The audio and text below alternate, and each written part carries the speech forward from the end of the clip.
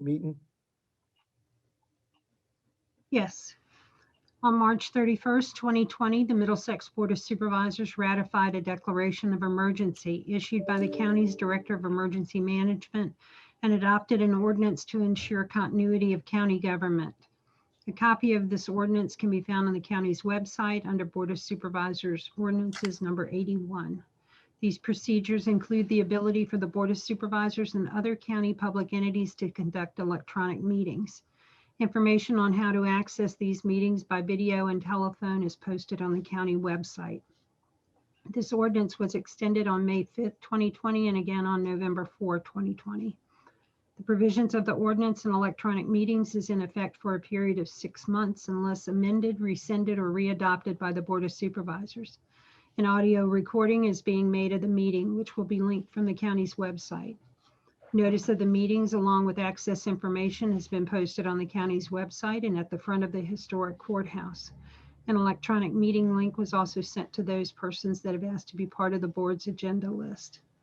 As each person joins the meeting, the public audio is muted to avoid background noise, and the board and staff audio will be open. If a meeting calls for public comment, the chairman will announce that the meeting is open for comments and public lines will be unmuted. Those with an audio connection should use *9, which will notify the moderator that you wish to comment. To unmute your own phone, you should use *6. Those with video capability are to use the raise hand feature to be recognized by the chair. Each person will be given 3 minutes to speak, and each speaker must identify themselves when speaking. All votes will be by roll call and recorded in the minutes. Board members who leave the meeting or arrive must verbally note their attendance. If all board members are not joined by video, a roll call will be made every 2 hours to confirm a quorum. All right. Well, board members, are there any questions about this process? And then essential business of all board is being done for the board meeting. At this time, I would like to start roll call. Yes. Mr. Mansfield? Here. Mr. Kimbrough? Here. Mr. Koontz? I do not see. No, Mr. Koontz. Mr. Williams? Here. And Mr. Jesse? Here. We do have a quorum. All right, this time I would just like to lead us in prayer, and then Matt Walker would lead us in pledge allegiance to the flag. Let us bow our heads in prayer. Dear Heavenly Father, we'd like to thank you once again for just waking up us this morning, giving us another day, dear Lord. And let's pray for our loved ones that's overseas. And dear Lord, pray for the ones that are sick and shut in and dealing this pandemic, dear Lord. Let's pray for the ones that lost their lives and the ones that are still in the hospital. And dear Lord, let us make wise and just decisions as we conduct county business today. These are all the blessings in my Heavenly Father's name. Amen. Matt Walker. Yes, Mr. Chairman. Would all citizens of our nation rise and join me in the Pledge of Allegiance? I pledge allegiance to the flag of the United States of America and to the republic for which it stands, one nation, under God, indivisible, with liberty and justice for all. Thank you. All right, well, thank you. I also like to say that the Board of Supervisors had decided, that we wish to have a limited hybrid meeting for our work session, but also some of our budgeting too. But that means that the board members may attend person or either electronically. And the board may also request staff members to attend as well. However, everyone will continue to adhere to the COVID safety guidelines and to be socially distanced and wear their masks. The public can continue to participate in the work sessions and also in our meetings along with the rest of the staff via telephone and or Zoom. Thank you.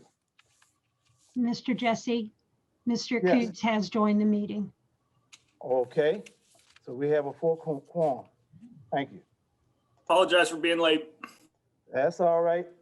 Okay, at this time, I would like to, first on the agenda is approval of the consent agenda, which consists of meetings of agenda, minutes of January 5th and January 8th, disbursement and payroll. Are there any corrections or on the consent agenda? If not, do we have a motion to approve the consent agenda? I would like to make that motion. We have a Second. motion by Pete Mansell. Do we have a second? Second.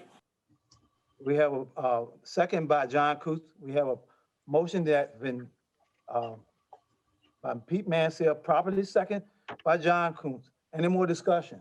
If not, roll call. Mr. Coons? Aye. Mr. Williams? Mr. Mansfield? Aye. Mr. Kimbrough? Aye. Mr. Jesse? Aye. All right. At this time, I would like to open the public comment. The chairman will invite each and additional person other than the board members and staff attending the meeting to make a comment. Those attending the meeting with video capability will use this raise hand feature to request to speak. Those with audio only capability will use the *9 feature on their phone, which will indicate to the moderator that you wish to speak. Use *6 to unmute your phone. Each speaker will give his or her name and address for the record.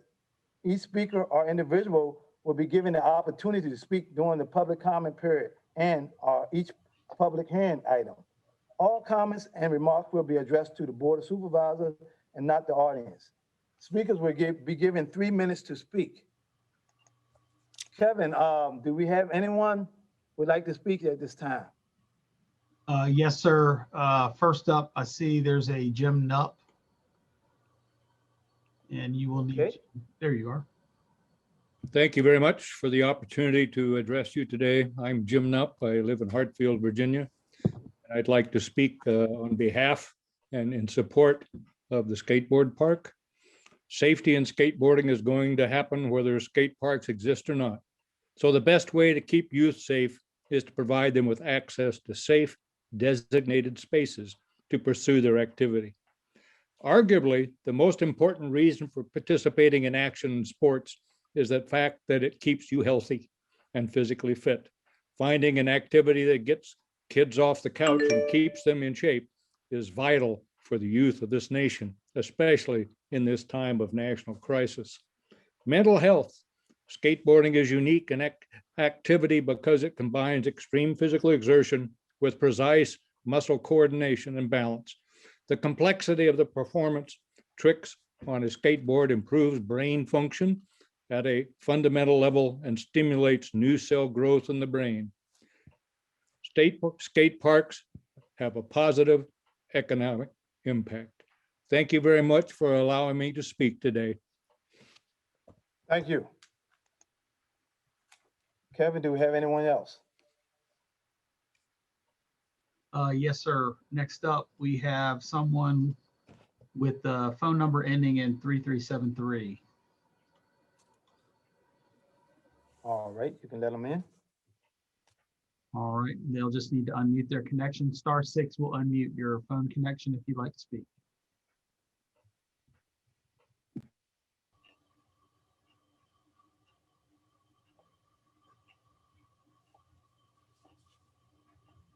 And that would be the person on the phone ending in 3373. Didn't have my glasses on. Hello, this is Lauren Wood. Can you hear me? Yes, we can hear you. Hello, friends. This is Lauren Wood of the Great District of Urbana, Saluda. I wanted to reach out today. First of all, thank you, everyone, for all that you're doing, especially during these COVID times. I also wanted to speak today about my support of a skate park located at Cook's Corner, as well as a basketball court. Certainly, we want to do as much as we can for the youth in Middlesex County to keep them engaged in healthy activities, mind, body, and wellness.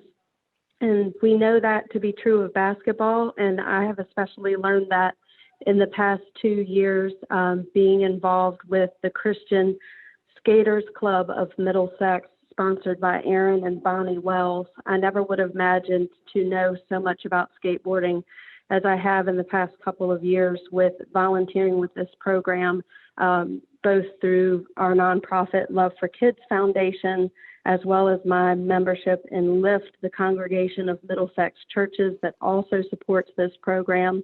And then also in assisting my young friends in getting them there so that they can enjoy their skateboarding. I take Max and Avery Weston pretty often since the pandemic, and Aaron and Bonnie have moved the program to their home during this time.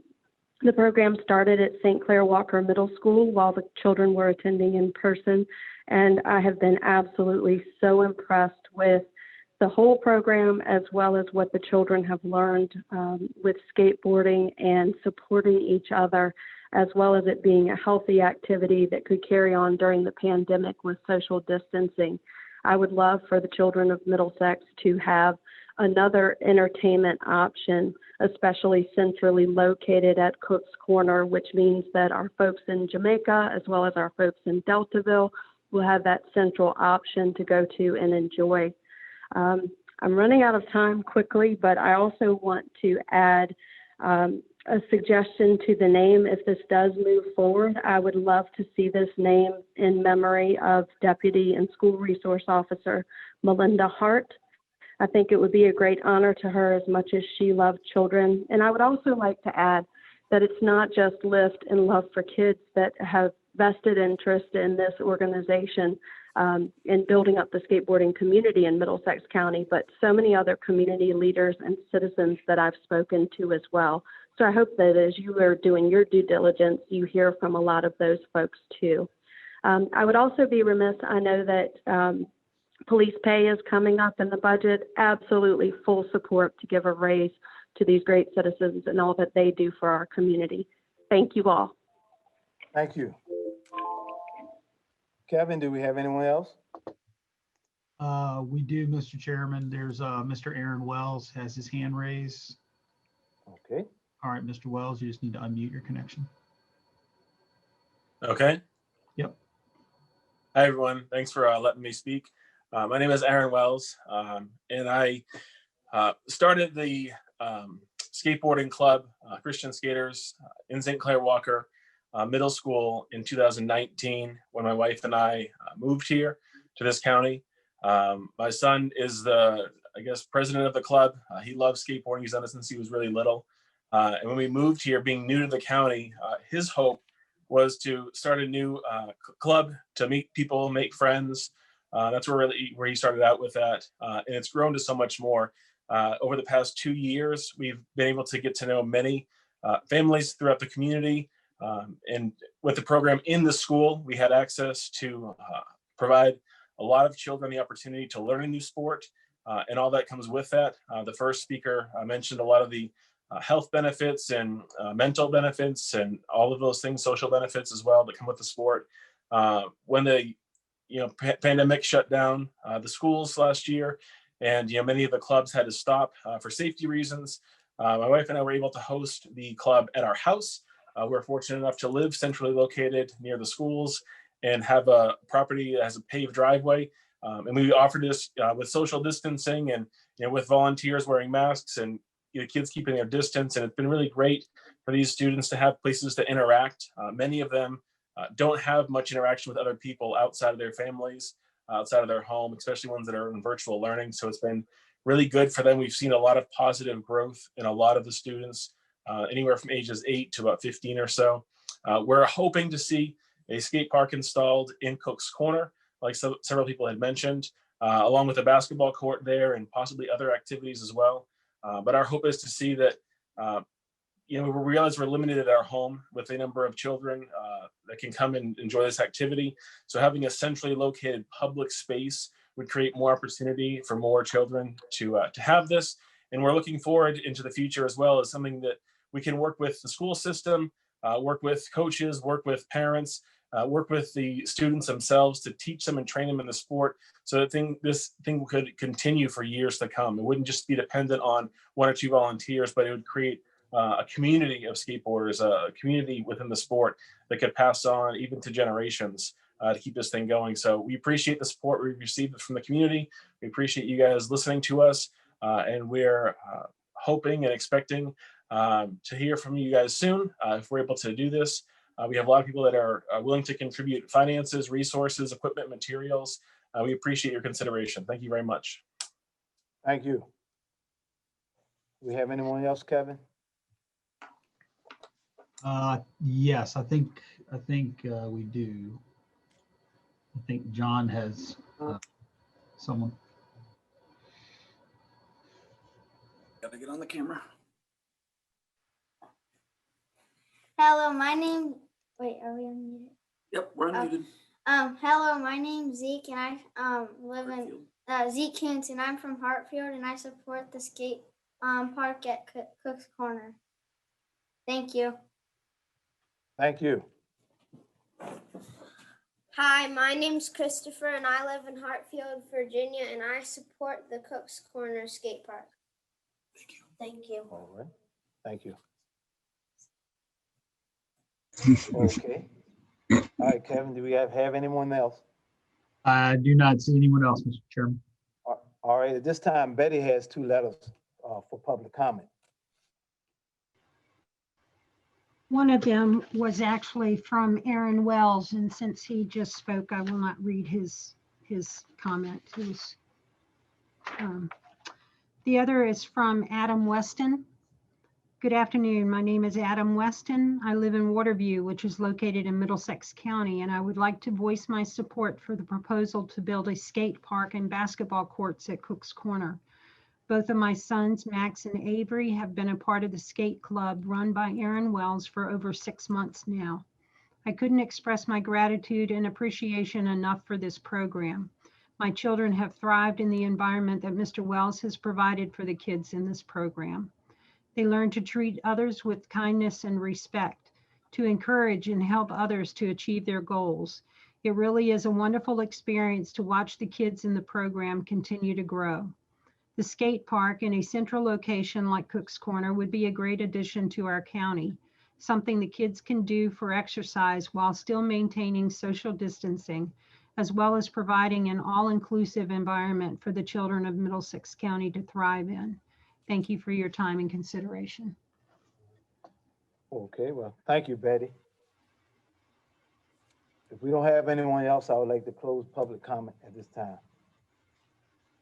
Next on the agenda is line item 3, constitutional officer. We have the treasurer, commissioner revenue, and which is Kathy Thrift, and the commissioner revenue, May Burke, which is on page 52 and 57. Does anybody, well, Kathy, would you like to have a word, or does anybody have any question for Kathy? Any board member? If not, just like you see, I see everything's coming in the 90s, so high 90s, so I think that's good for the treasurer. All right, how about the commissioner of revenue, May Burke? Does anyone on the board member have any question for May Burke, commissioner of revenue? We're just having trouble communicating with you. I'm sorry. Oh, okay. Did you like to? I can't see. One thing I'd like to say, Wayne, in addition to my report, we are working, or my office is working very closely with our bank in implementing a fraud protection for our bank accounts here in the county. We had a little bit of a scare, which it ended up being nothing, but we are moving forward with this anyway. It's come to the point that it's not going to be if we're going to get hit with fraud, it's going to be when. So we've decided we need to move forward with this and have some protection for us. Right. Yeah, that's what we really have to realize on fraud at that time. You know, somebody's hacking into the system. All right. Let's see. May, would you like to have a word with us? Good afternoon. I have some updated numbers. When I ran the report, we hadn't quite gotten all of our meals tax and transient occupancies in. So the updated numbers for meals tax is $349,145.69. And for transient occupancy, the updated number is $125,424.20. Okay, things looks good in that department. Any board member have any questions? If not, thank you. Next, we have line item B, Sheriff Department, Deputy Compensation, page 58 and 59.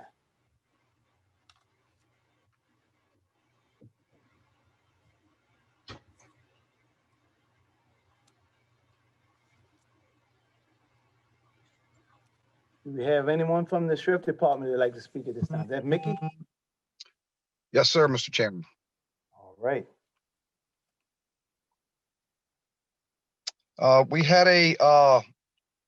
We've had some deputies leave our department within the last year or so. And typically it's been due to pay or the rising cost of the health insurance. We have had some deputies from surrounding jurisdictions that have showed quite a bit of interest. And to be quite honest with you, Middlesex is kind of setting the trend with a lot of different things that we're doing right now. The problem is we have a real hard time attracting qualified applicants with our starting salary. It was last Monday, I believe, that we actually saw an ad from a neighboring jurisdiction whose starting pay had gone up from $40,500, which was already $5,000 or so more than what we were starting out at, and they had gone up to $42,909 for certified officers. Now, their actual starting salary for somebody who is not certified and they have to send through the academy and put through an FTO process would be $39,000, but the increase would come to the $42,900 after the graduation from the academy and they finished their field training stint of their first, say, 6 months or so. Now, with that being said, their starting salary for a certified officer is $42,909. And we actually have 10 deputies that work for our sheriff's office, 10. 3 of the SROs, as well as people that work the road, to include 1 sergeant, that make less than a starting deputy salary in Matthews. We're currently down 2 positions. Very soon, we're going to be down 3 and possibly 4 by the summertime, because we have some people that are seeking other employment or employment elsewhere, rather. And one of them is just making a move. But it's going to be very, very difficult for us to get anybody in the door, just to get them in the door and get interested when you have these surrounding counties that actually have less call volume and that are paying more money.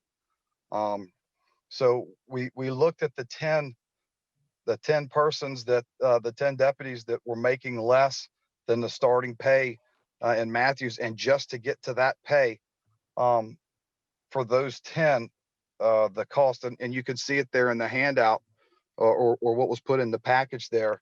I know it says 42,000. The actual hard number is 41,850, but 4 of those deputies are still at starting pay, which is 34,000. Essentially, they're $7,819 below what Matthews County starts at, and that's substantial. We've been super fortunate. The last 2 hires we had 1 individual who was a retired Coast Guard who had insurance. He wanted to come to Middlesex. He wasn't living in Middlesex when he applied. He lived in Gloucester. And the other one was a young officer who applied because he had some friends apparently on the department, and he wanted to come here because of that. So despite our low pay, we're still getting some qualified people, but it's just not going to last when a 23 or 24-year-old deputy can go to the next county over and get an $8,000 increase the next day. So if we could get that figure, that dollar figure that I put out at 41,850, that would get those 10 deputies up to what Matthews County is starting at. Now that being kept in mind, we also, like I said, we have a sergeant over here that makes less than a starting deputy in Matthews County.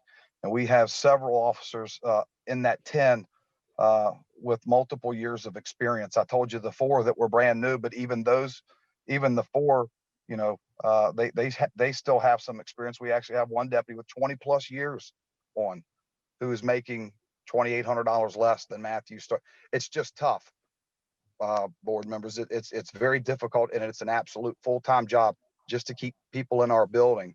We have some fantastic people that work in that sheriff's office, from the administration to the sheriff's secretary to the deputies on the road that contribute their own time and do their own projects. Some of the stuff that the sheriff's office has done, again, it's in the what was put into the package there. But our golf tournament brings in between $7,000 and $10,000 a year, and that goes towards equipment and training. We put on the Virginia Rules Camp. We had done that. Obviously with COVID, we went past that this year, and we opted not to do that. But we were raising up to $10,000, and that was for the youth in the community. We also have programs like Dine with a Deputy, which was bringing up $2,000 and helping some of the kids in the community who normally wouldn't be able to buy presents. It's just, my point is we've got some people that work at the office that go above and beyond just being a law enforcement officer. They are all truly invested in this community. But at the end of the day, where the rubber meets the road, and there's $8,000 difference between here and the next county over, I think that's something that I can understand and that we need to deal with, in my opinion. All right, well, thank you for that information. Any board member have any questions? Yes, Mr. Chair. Can I ask Mickey, are you looking for us to do something today so that we can sort of address the crisis of you potentially being 4 deputies down, and in the meantime catch us up? Is there a specific ask? If I were to make a motion, what would that sound like in your words? It would be to have the $41,850, which would, again, it would bring the 2 positions that we don't have right now up to the level of the starting position in Matthews, and it would bring the people that are below that, because we don't want to be hiring brand new people in and have them making $2,500 more than somebody who's been there for 6 years. Okay. So yeah, essentially $4,850 is what would bring us up and keep people in our building as it is right now. What if that were to pass today and you were magically to get your department fully staffed today, what would be the net impact to the budget? Like, how much money in aggregate are we talking by making that change? Well, first of all, it would be nice if we could magically fill those positions today, but the reality of it is we would have to send somebody through an academy and get them through an FPO process. Most likely. There are some times where some deputies are just wanting to, move into it, but in reality, it's probably another, if we got it approved today and we could put out something in the newspaper or something on our Facebook page that's our starting salary now. If we could do that tomorrow, we could start another hiring process. The last hiring process we went through, we had 0 qualified applicants. It was, we just didn't have anybody. We could put it out tomorrow. And then, I think the next academy starts in March. So rough math, are we talking 10 positions with a raise of $8,000 to get this, or do I have the math wrong? Yes, sir. No, it's not that much. We have 4 deputies that are still at our starting salary, which is $7,819 less. So that's 4. So 4 times $7,819 is that portion. The rest of it are relatively small increments. We have, I'll say relatively small. We have deputies that range in from $368 less than Matthew's starting salary. So there's $2,800, $2,400, that type deal. We're talking around 35 to 40,000 to get us to where we're just level with the neighboring county that has less calls. It would be $41,850. Yes, sir. Okay. And then go ahead. Plus benefits for about $6,283. Well, in the FICA and all that. Now these are deputies that are already here. I mean, most of them already have the insurance and they're already doing I'm it. just talking the FICA and the VRS. And right. And then I guess those cost. 4 would be the biggest, I guess. Mm-hmm. Yeah.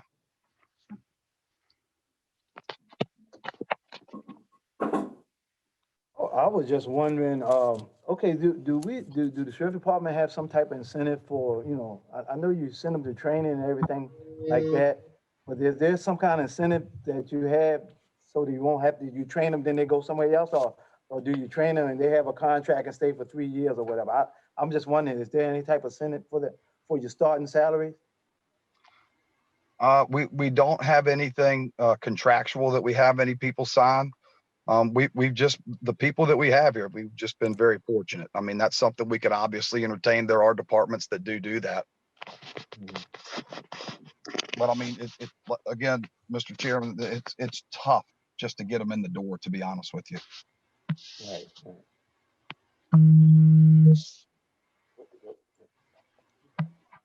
Okay, back, okay. Mr. Kimbrough, you're muted if you're. My space bar is not working right. Mickey, I'm just curious whether there's been increased pressure.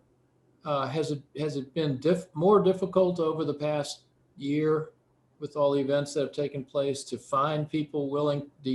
Has that bid up the cost? Or is this, I'm just curious how we got so far behind. I don't know that I don't know that I could speak to how we got so far behind. I guess I don't know if that's what I should do, but I mean, I think that we've got counties continuously going up around us. Again, Matthews County, and I'll use them just as a for instance, they went up $2,000 over the matter of just here recently within the last 10 days. But you know, if you look, it's kind of across the board, you know, our entire department across the board. I actually did a little comparison in the handout sheet there, you know, how our sergeants stack up, how our lieutenant stacks up, how our detectives stack up pay wise against some of these other departments. And it's just tough. I think that if we were competitive, I may be able to answer that question a little better, because I just don't think we're competitive to get the people in the door. I know that other departments are struggling as well, even with the pay increases, but all this is starting to come around now. All the departments are starting to pay more. So I don't know how that's going to play out over the next year or so. Obviously, you know, you don't know right now, but what they're going to be getting as far as applicants. Would it be safe to say, Mickey, that we don't want to be the last department to catch up? Well, I'll let you know. I would say that is a safe thing to say. And we also just got FOIA today by King and Queen County for our salaries and things of that nature. And I believe that they were already $3,500 more than us. So they're doing their own thing and they're going up as well. King William starts out at 42, you know, everybody's 40 and above. So. You say Heather had a hand up? Heather. Yes, Wayne, I'm so sorry. I did not mean to. I'm hearing a lot of feedback on my end and I was trying to, anyway, I accidentally hit it. My apologies. Okay, I thought you had a question. All right. No, I had technical issues. My apologies. Okay. Yeah, your mic's hot. Hey, Mickey, this is Reggie Williams, Board of Supervisors. Williams, how are you, sir? District. I got one question for you. I can understand on a comparison of salaries, but have you compared how much we are spending in the sheriff department versus the same thing in the other surrounding counties, and how much they are spending toward law enforcement? And if we did something like that, it will give us a true comparison. Maybe we have to raise the income, and just maybe the income is already there. So once we do the comparison, we can see exactly where we at. I'm sorry, Mr. Williams. I don't know that I'm following exactly what you were saying there. Okay. For King and Queen County, if King and Queen County costs them $1 million to run per year, and if it costs Middlesex $1.6 million a year, and the employees of King and Queen County had a larger salary than the employees of Middlesex County, And if we look at that, we could see some type of comparison to the counties, and maybe the income possibility, we might could find it. And we might be better off than what we think we are. And sometimes we might have to make a hard decision. So if I'm understanding you correct, we want to just go ahead and see what it actually costs to run their departments, do that study as well? Yes, I would like that information. Okay. We also had, okay, all right, and now I understand what you were saying. You know, we had our salary study survey done a couple 3 years ago, I guess, and we had a if I remember correctly, it was a 3-step increment, one in the first year and then each year accordingly. Even with that, and it was brought up at that point that may not be the best way to implement a salary increase, because then in 3 years you're kind of back behind the 8 ball again as other departments. But at the end of the day, we only got one of those 3 increases. So we just keep falling behind. And one other thing, I'm pretty sure that this board is going to work with on y'all doing the things that possible, you know, based on transparency and stuff like that. And I'm just speaking as one person. But I know the board is going to work with the sheriff department on whatever they need, and hopefully we can get some, you know, sheriff, deputy, or whatever we need to make sure that the county is ran efficiently and safe. So that's what all of us want. And, yes, you know, sir. I just asked a question about budget because, you know, it's sometimes we got to compare a budget if we can compare people. Okay, so we're talking about operation budget versus payroll. Operation budget. Okay. Alrighty. Okay, any other board members have any questions for Mickey?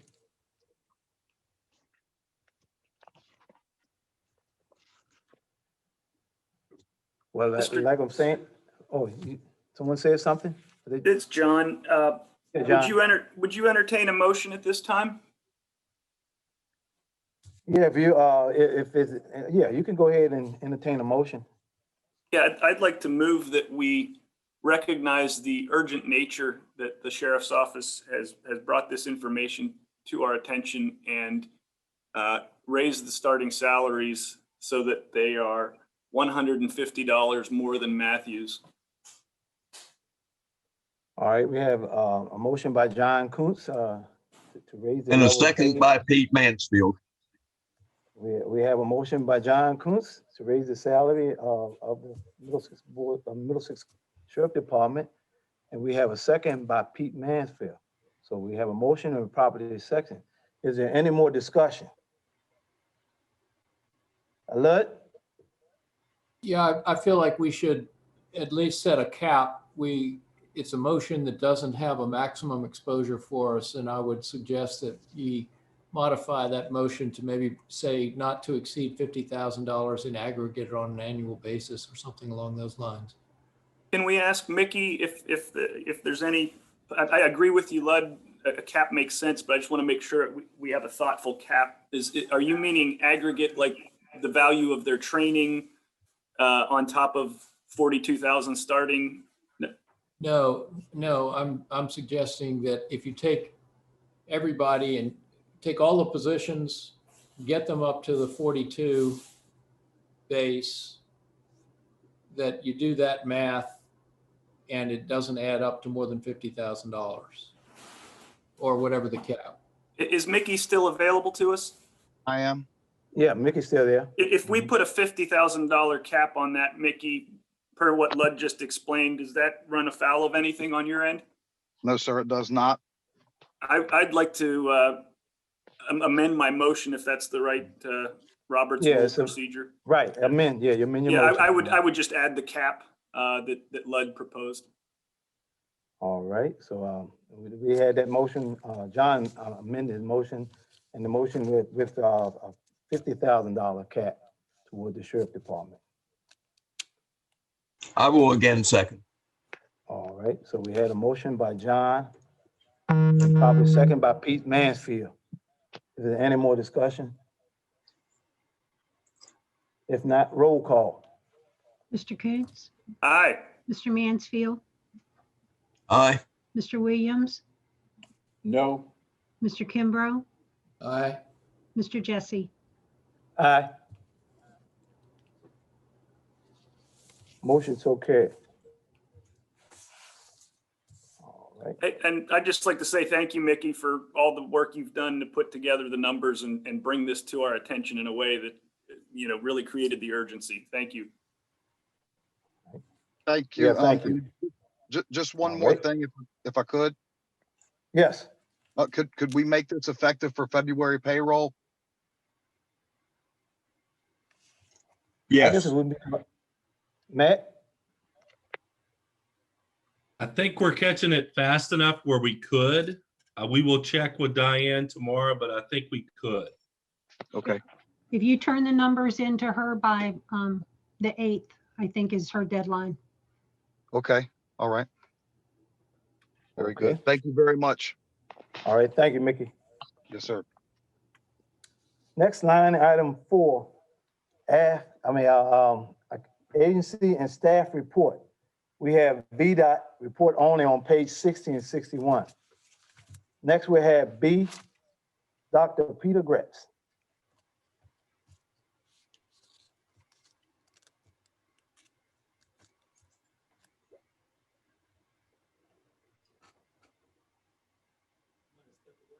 Did he step away?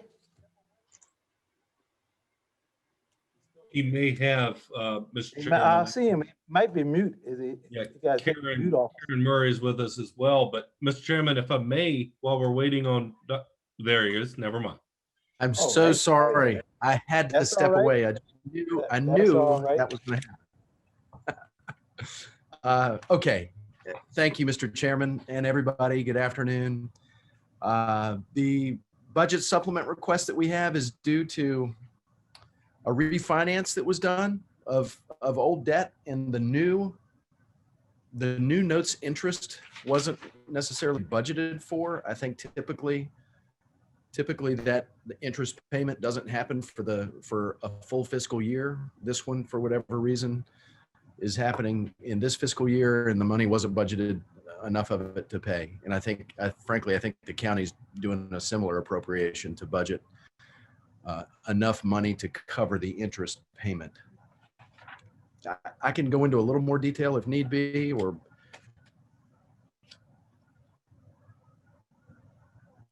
If I can say that this was the refinance of the 2015 and 2017 bonds that were issued. We just did this in, I think, November, December. And then the net savings of refinancing those debts was, it's over 600,000. It's just the way it was structured. The first, we had some interest payments that were going to be coming out in the first payment of the new debt out of this same budget year. So it'll catch up, and the savings will start next year. thank you, Betty. Okay, well, if not, do we have a motion to approve the budget supplement request FY 2021-47? So moved. Have a motion by John Coons. Do we have a second? Second. Have a motion by John Coons, second by Pete Mansfield. Any more discussion? If not, roll call.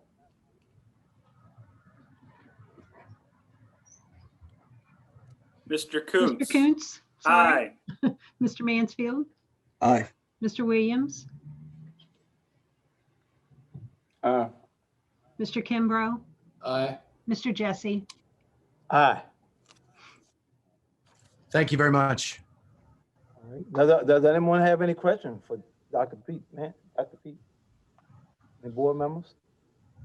If not, thank you. Thank you.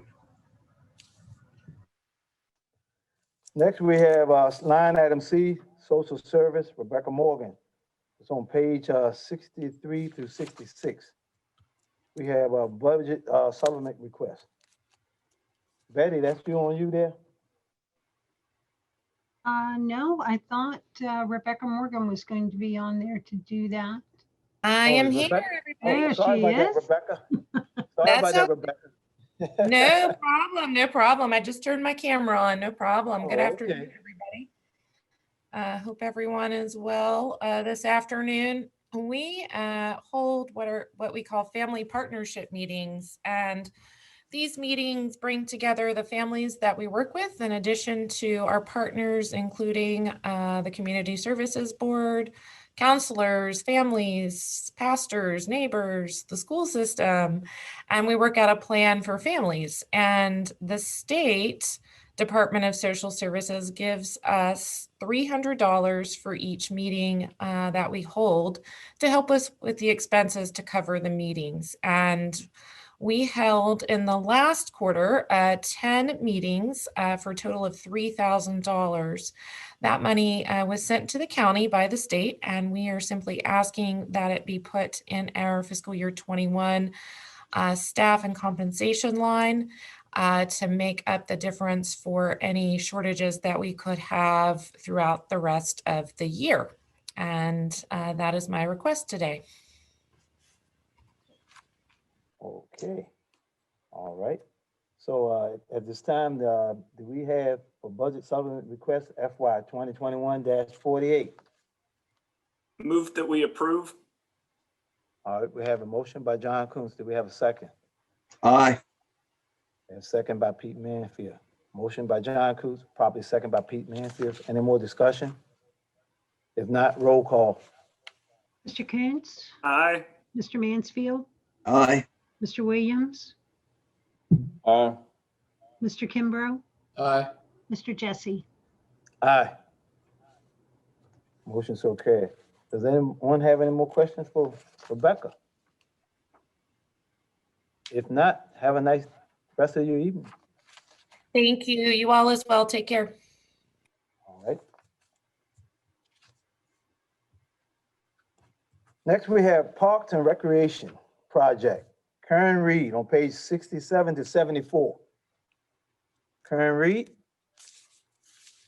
Good afternoon, everyone. good afternoon. The purpose of today's presentation is to discuss having a public park in the Cook's Corner area for the community, which can improve the physical and mental health of the citizens of all ages. It can provide a place for children and families to connect with recreation activities outdoors. In yours package, you will see the area master plan for the Cook's Corner area that was done by Bay Design Group. We currently only have unoccupied open space of like 2.5 acres between the kid building and the animal shelter and the pet exercise facility. What you see listed are only possible elements, but we like to do it in phases. And there's a concrete slab that's already there. The size is a 50 by 125. I would think it would, if possible, given the skaters permission to utilize that slab as right now, they have all the equipment they can set up, but we would have to have some type of agreement with them while they're using the slab, and they are willing to help out in any capacity of the project. And I also would like to see a basketball court there, the size like a 60 by 100, with concrete slab about 4 inches in thickness, smooth surface, and lines on the court. The public park will be a plus for the housing unit that will be located in the Cook's Corner area as well.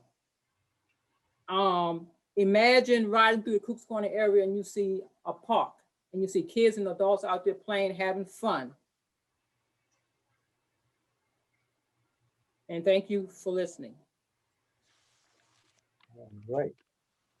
Does any board member have any questions to talk to Karen Reed about the Park and Recreation Project? I got one thing to say. Karen, did I understand you that you want permission to grant skaters that they could use the cement slab that we already had present? Correct.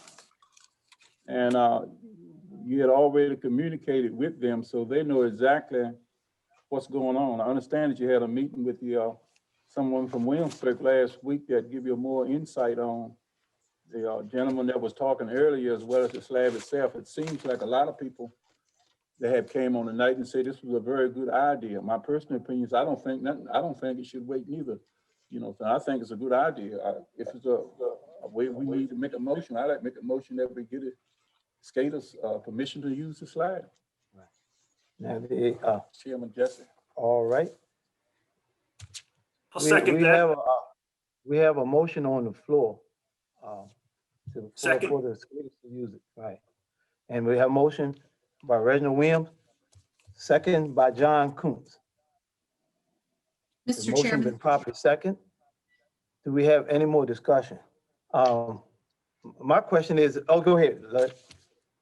I'm certainly in support of putting a basketball court and a skate park, but I'm just not clear that this motion, I'm not sure that it encompasses what we're looking at in our packet or what it is that we really want. If we want a basketball court and a skateboard park, I'm not clear. Do we have to construct something?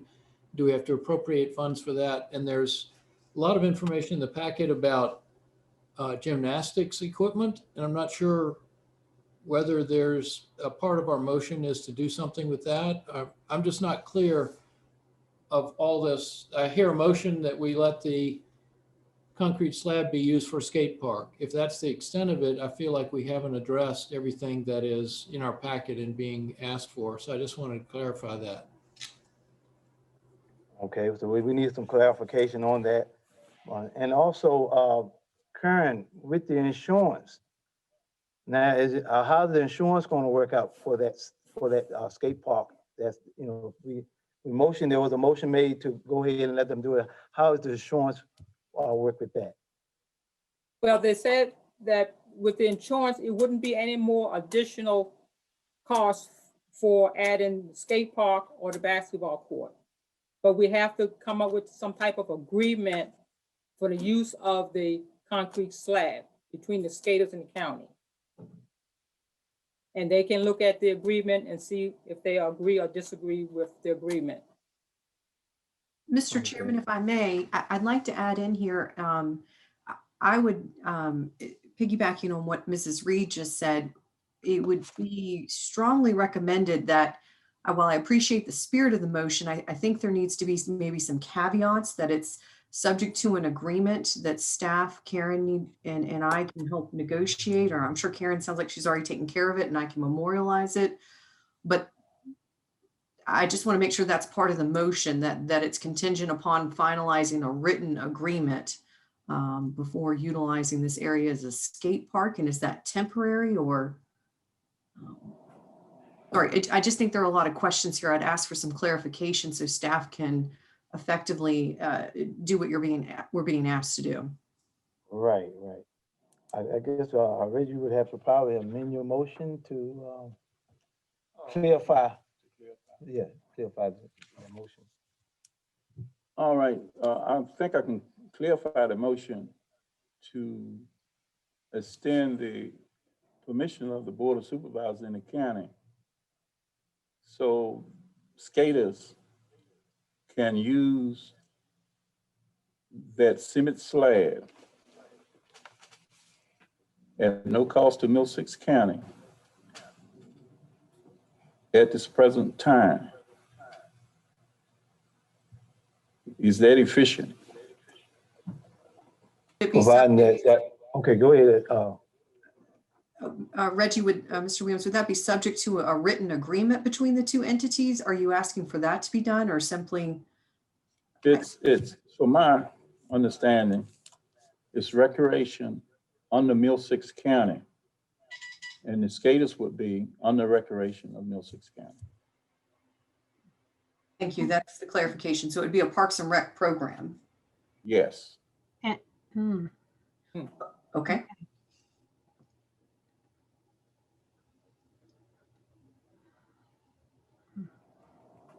I feel that we need a little more discussion on that. Well, I guess a motion been made at this time.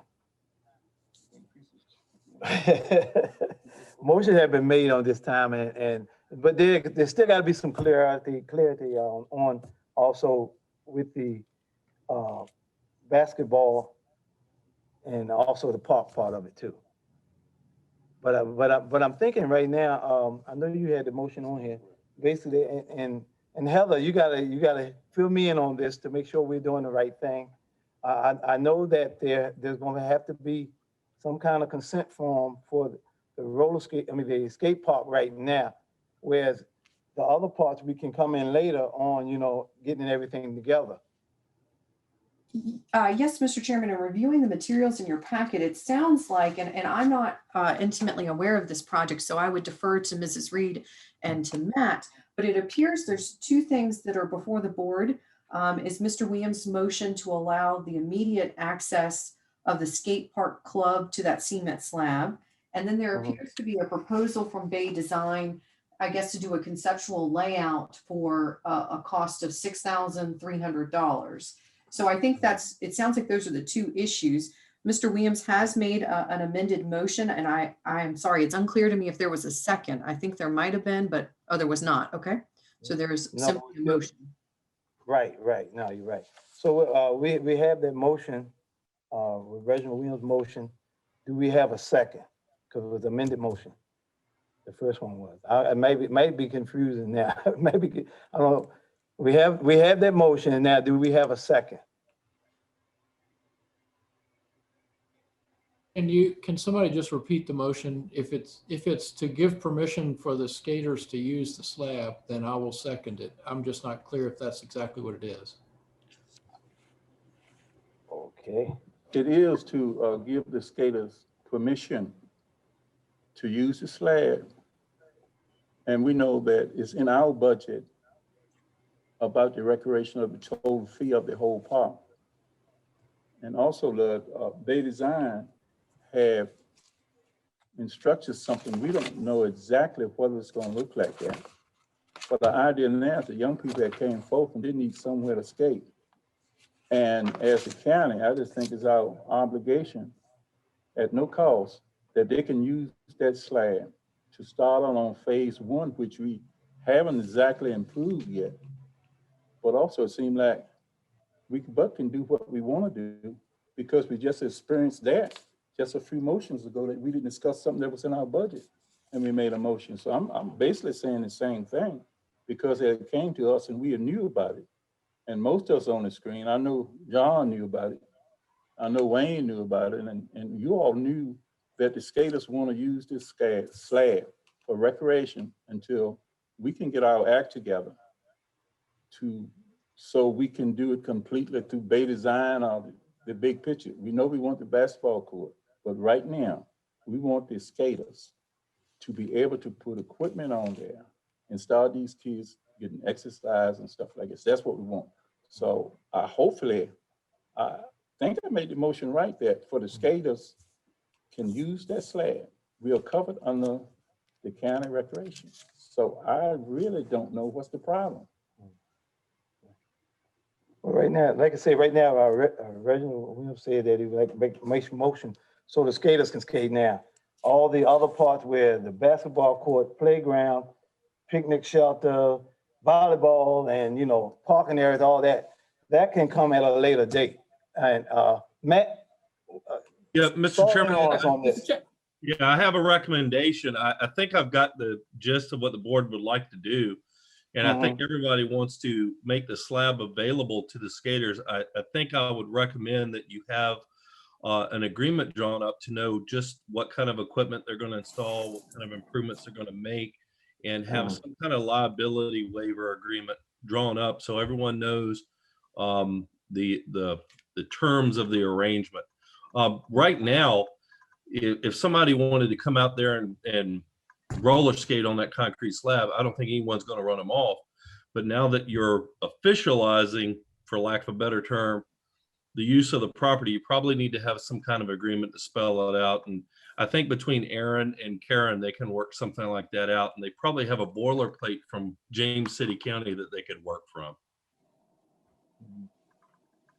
I agree. And I think it'd be a good idea to hold this off for a month and get a concrete idea of what we want to do and get all the, see if everybody is in agreement. I'll second the motion for the purpose of discussion. I think that's where we're at now. Or if I may, Mr. Chairman, you can approve it contingent upon getting an agreement drawn up acceptable to the county attorney. Like I said, I'm satisfied we're not reinventing the wheel here. Such agreements probably exist with James City County. It just affords Karen the opportunity to get that agreement, work with Karen, and maybe have a suitable agreement drawn up. It's the board's pleasure, but that way you can approve it subject to and conditioned upon that agreement being found and developed. Mr. Chair, are we in discussion? Yes, we're still in discussion. Reggie, I think you have unanimous support for trying to get the skaters out there. I think we just need to amend to include subject to a written agreement between the county, whether it's Parks and Recs or the county and the group that's going to be occupying the space. So I think with that, we accomplished our shared mission of getting the skating portion rolled, no pun intended, sooner than later. And then I would also ask that maybe we amend it to approve the $6,300 so the next phase can go into design.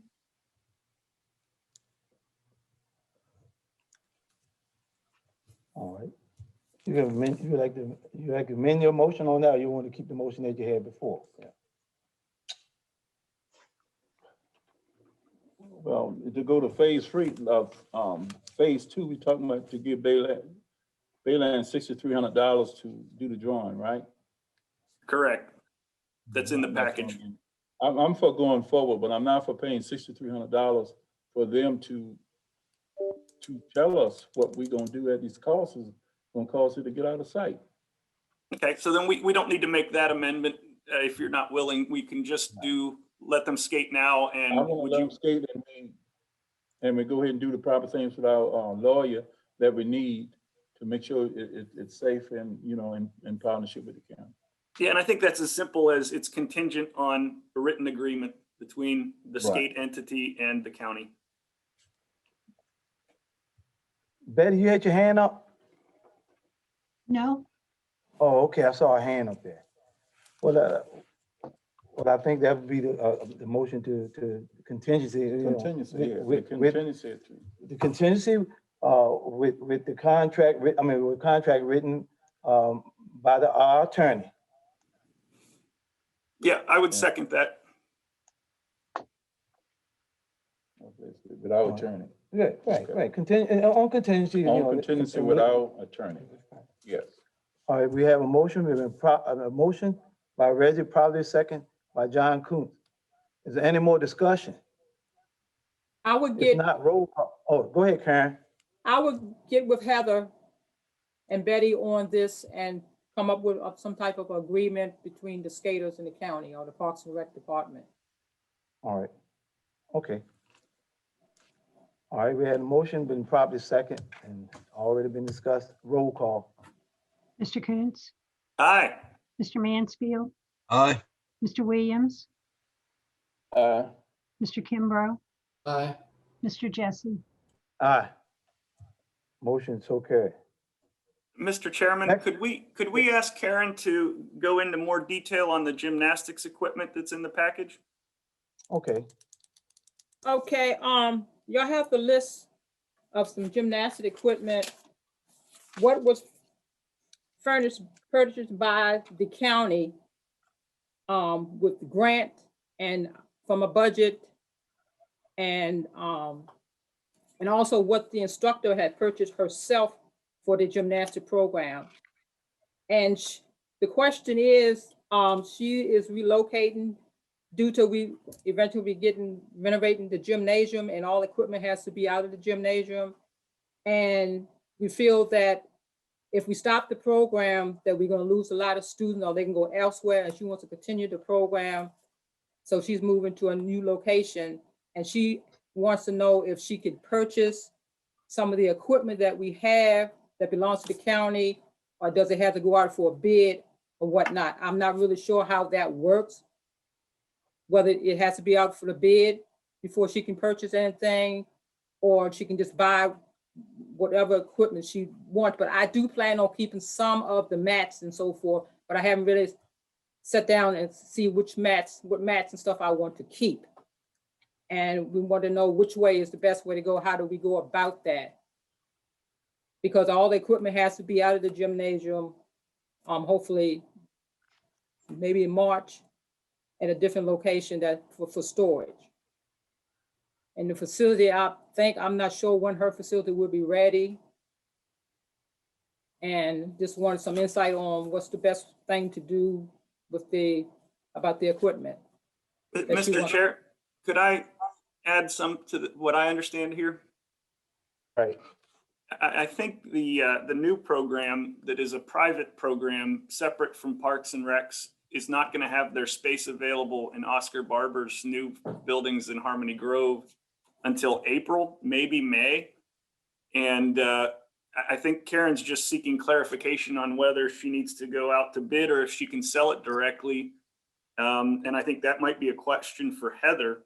But I also understand, and maybe I don't have my information right, that there was grant money, county money.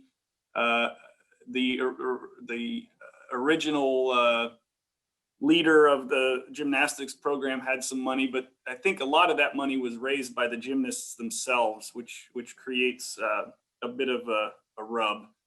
But to me, it's a question for Heather on whether she needs to go out to public auction or if she can sell directly and come to an agreement with the private gym instructor. John, it's actually a question for your administration office. They handle these types of things, but I'm happy to weigh in if they're not, if they don't have an answer on them. Thank you, Heather. You're welcome.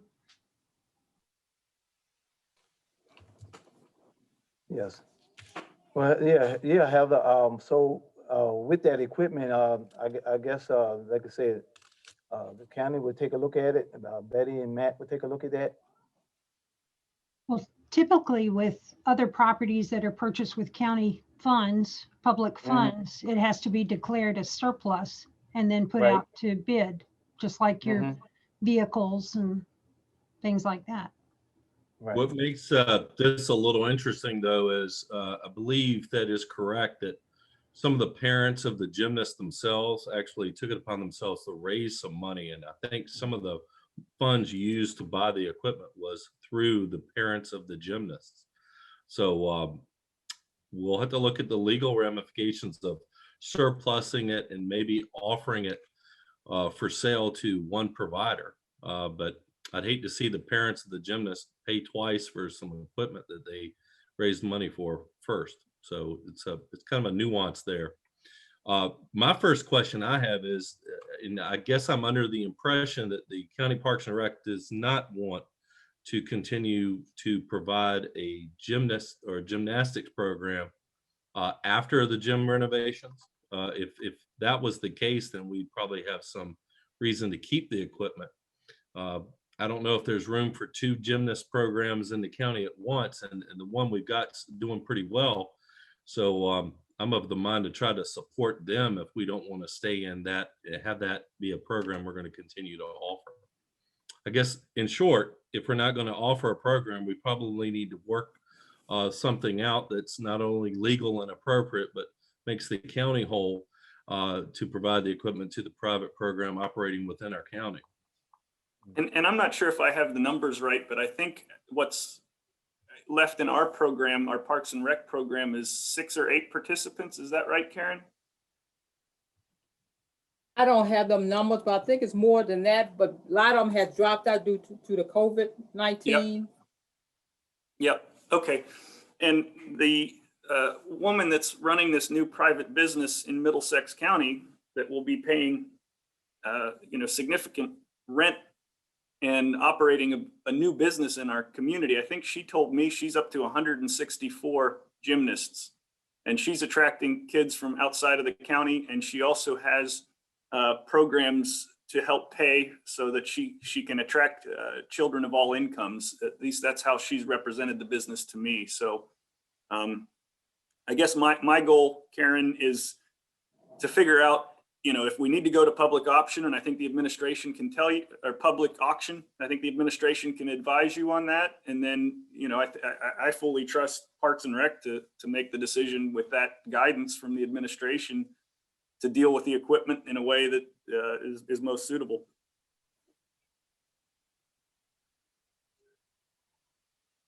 Okay. well, Okay.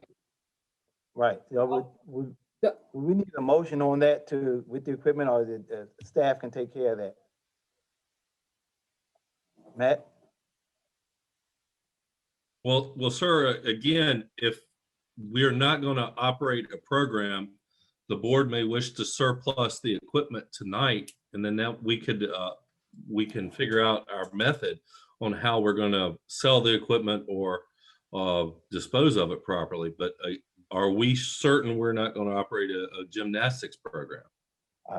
Well, Karen, you're heading up some of that. Are you certain you're going to do away with that program? And if you are, then we can surplus it. No, I don't think we'll be doing any more gymnastics, not to this magnitude that is at now. Okay, so that took care of that. Okay, well then, Mr. Chairman, it would be my recommendation the board go ahead and surplus the equipment, and we'll find the legal method in which to either put it out to bid or dispose of it. I would like just to say that it's my intention to try to aid the company that's in our county. If it's legal for us to, have the equipment go to them in some fashion. We got to find out what the county paid for it out of taxpayer funds, and at least make sure we're whole on that. Again, I don't know quite how to put it. I feel like the parents have raised a lot of money to buy some of that equipment already. It probably would be inappropriate to make them pay twice. And I guess I've said that about as good as I can, but we'll try to figure out a legal way, and we'll report back to you, a legal and appropriate way, and report back to you on our findings if y'all choose to surplus the equipment. And the word surplus, Matt, that is language that allows you to go, assuming you find out you could give it away, that still is surplusing? Yeah, I'll give you for instance, we have some of the old police cars. Once they're declared surplus, we can put them out for bid. That's our method of disposal of those cars, and we take bids on the equipment. Yes, sir. But does that give you latitude if it's determined it's legal to give it to the private gym by saying surplus? Do you still have that latitude? That's what I'm not prepared to speak to 100% tonight. We'd have to go back in and look at the GSA guidelines and okay. I guess I'm just trying to find a word in the English language that gives you the latitude to either give it away or surplus it. In the methods that's fair. Yes. Yeah, that's legal, fair, and is in line with what programs we're still supporting and what programs are now being supported by the private market. Right. Well, the first step is surplusing it, and if y'all willing to do that tonight, we'll engage our thought processes on the latter and have a report back to you hopefully in March. Mr. Chair, I move that we legally get rid of the gym equipment. All right, we have a motion by John to illegally get rid of the gym equipment. Do we have a second? I got a question. We gotta get a second first, then we get a question. I'll second it. All right, we got a second. We got a motion by John and a second by Reggie. All right, discussion. All right, when we get rid of the equipment that Karen wants for her program, she keeps it. I thought Karen just said she wasn't No. going to. No, I'm not gymnastics, but I do have other programs that I can use some of the mats for.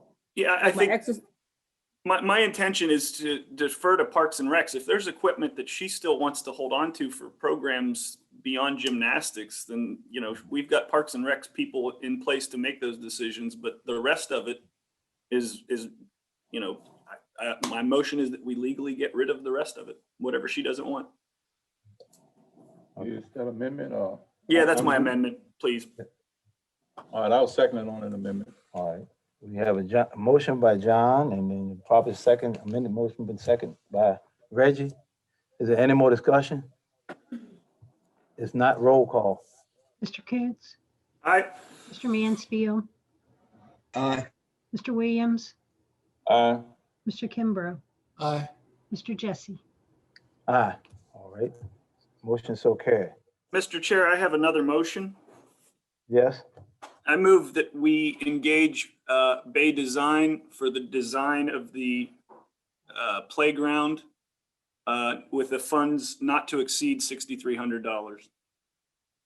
all right, we have a motion by John. Do we have a second?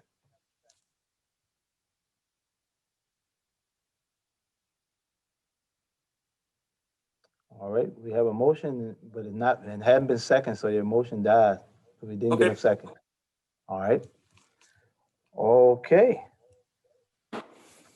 That's it for Parks and Rec. Next, we're gonna be line item E, the multi-path project, VDOT resolution, Mark Longest, page 75 and 76. Mark? Yes, sir. Good afternoon. I believe with your packets, there was a resolution. I've been talking with VDOT to get an update for the multi-use path in Deltaville. So in your package, we did a resolution, revise it a little bit to actually reflect the percentage that the county would be responsible for. So when y'all look over that, and if there's any questions, I can answer them. And also, you should have been updated. I'm sorry about the timeline, but yesterday about a Word document and an Excel document listing cost and percentages that would be the responsibility of the county versus what we would get from the administrative grant that we're looking for. So it's where you are and now trying to get this resolution is basically an update for the one we've already done, listing everything, and also to get someone to be the project manager, or I would be the contact for any paperwork that would come through for this multi-use path. Mark, isn't there a small typographical amendment to the estimated portion? Yes. Let me get back to when we're looking at it in some of the paperwork that VDOT has sent to us. The cost that we're having in that resolution, we had 200,000 and we'd allocate it towards it. The number that they're giving us with the resolution for the draft needs to be at $200,235, and also that with the paperwork that VDOT has sent to us that I forwarded, should have been forwarded to you all, is that with VDOT stating that the county is responsible for anything that's above the $800,940 in that cost. So with the total of the 800,000 and the 200,000, the odd numbers above that, if the projected cost is above a certain amount of that number to total, then the county would be responsible for that amount. Do we have an idea that what that extra amount would be? All we have right now is just the estimates from the provided information from VDOT. So if we go into doing some of the preliminary engineering and the cost, if they come back that they're higher, then those costs would have to be adjusted, and the county may be responsible for anything over top that amount. What in the Excel spreadsheet shows the cost of the phases, the estimated project costs for the engineering, the right of way, the construction, and the total cost estimate. But if it comes back to be higher due to some other circumstances that we look at, then the county it's going to be responsible for anything above those costs. Question. Mark, how much control do we have over the scope of the work so that we manage it within that cost estimate? We're designing it, and I guess what you're kind of referring to is if we get the engineering firm to come through and propose a path and a design, that would be the first part of the phase, is the preliminary engineering that we're looking at. So we may be able to control the amount we're looking at to keep it in that budget. But we'd have to get to that point where I believe we're designing it, because we had discussed prior the bridge going across, and that may be in a cost that would put it over top of what we're looking at. So we may have to cut things down and look at different avenues for it. But I believe we're going to have control with those engineers of looking to design something. And I believe with it, we'll probably have to get this put out to bid for engineers designing it. I think that, Heather, is that something we'd have to look at? Absolutely, but I apologize. I was of the impression that VDOT was doing all of those things. I'm trying to pull up the Excel spreadsheet so that I can see it as well. So you're saying that we're doing all those things, VDOT's not doing that? It's paperwork through VDOT was the agreement that we have. So the documents we sent are going to go back to VDOT for the resolution and the VDOT administered locally funded project administration agreement. So VDOT's doing some of that stuff for us. We've asked them to be the head for that. I will be the contact for anything that needs to be approved or signed or reviewed for that process. But yes. I'm just trying to understand to what degree we can have influence on the value engineering of the project so that we keep it at or below the $1 million cost estimate, which is just a back of the envelope kind of an estimate, isn't it? It's just an estimate that we've gotten projected in there from the initial costs and submittals with the project. That when we submit it for the grants, what we are looking for to actually do the project. So the numbers originally were coming from the original proposal that didn't go through, and they were adjusted with the inflation cost of time and money that it would be done for today's project. Those were the estimates that we had put in there. So this is coming from VDOT, what those costs would be to get into it, but it does stipulate that anything above that we would be responsible for. Mr. Chairman, it might be appropriate, Mark, I don't know if you can, I'm happy to do it myself. I'd like to pull up the agreement that you're asking the board to sign in addition to the resolution, if you don't mind. Sure, I can, Chairman, would you allow me to share the screen? I've got it right here for you. Oh, let's see, can everyone see that? Yes. So this is the agreement that Mr. Longus is referring to that I just received. But Mark, as I'm reading this, this says right here that the locality, that would be us, has requested that VDOT design construct this project in accordance with the scope of work. Yes. So it's my understanding that VDOT will do the engineering studies and design. Am I mistaken in that understanding? That's what we had signed the application for when we got the grant. It did state in there that if they weren't available, then we would have to have someone do that. But we're looking to have them do that for us. Okay, so then to answer Lud's question about the control that we'll have over their design, Lud, what I can answer is in this agreement, it says basically that if the budget numbers change, we have to have a meeting of the minds and discuss it. And so then that would be an opportunity either for us to fully fund the project or discuss changing corners or, design. But it's my understanding that VDOT is doing the work. The locality is responsible for 20% of the cost. And that's just me reading this agreement. I'll pull up the Excel spreadsheet. Here is these are the numbers we're looking at.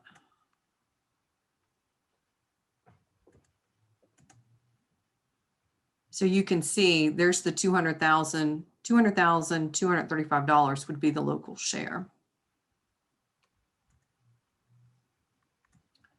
But this is your agreement that you also have to sign as well.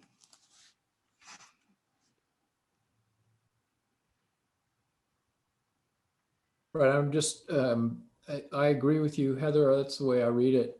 I just want to understand that there's an opportunity before anybody starts putting a shovel in the ground for us to approve of the scope of work, or if it comes back, they do the engineering and they say, well, it's 1.2 million and Middlesex is responsible for the incremental $200,000.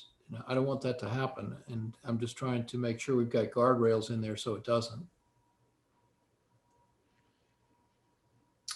And I don't have that answer. I am. What I can do is I can talk to VDOT. And I know they sent this information in the Excel to me yesterday. And what I can do is contact them and see what kind of difference would be that if they're doing the cost and give us an estimate before we move forward with a total, breaking the ground. If it did come back to 1.2, if we had some way of cutting back costs to keep it in the range that we've agreed upon. That'd be great, Mark.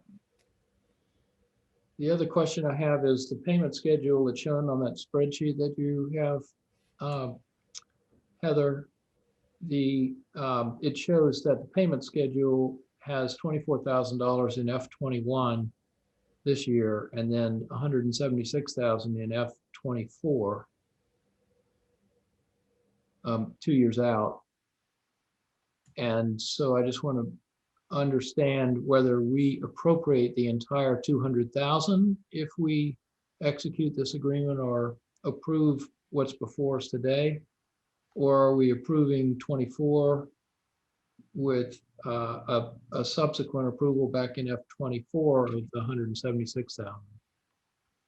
My understanding in reading the agreement is that VDOT is asking you for assurances that you have your local match, that you're able to appropriate that money. Maybe Mark or Betty and Matt can answer the specifics on that, but I was drafting or reviewing the documents with the idea that you had to appropriate your full 20% or the ability to do so or willing to do so, however you want to look at that.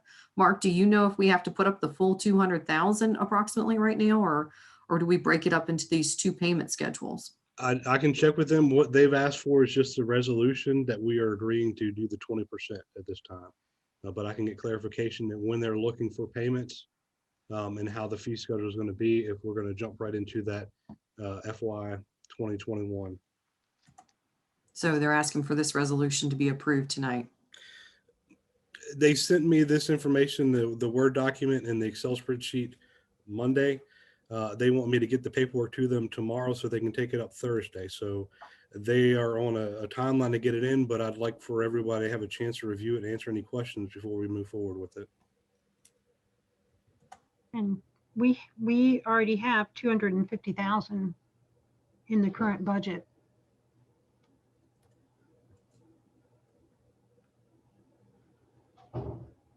It's already been appropriated, so. I knew we had in the budget, and I'm actually okay to move ahead with this so long as we uncover how we can put those guardrails in place, Mark, which I think you can do with VDOT. I'll email them after we discuss it, and I'll make sure that there's some clarification that before we move too far forward, that if a total cost is more than what's on the spreadsheet, what are some securities that we can have to not go that far. I understand, like I said, if it was showing 1 million and they come back with 1.2, if we can cut back down safely to get under what we've already budgeted in the design.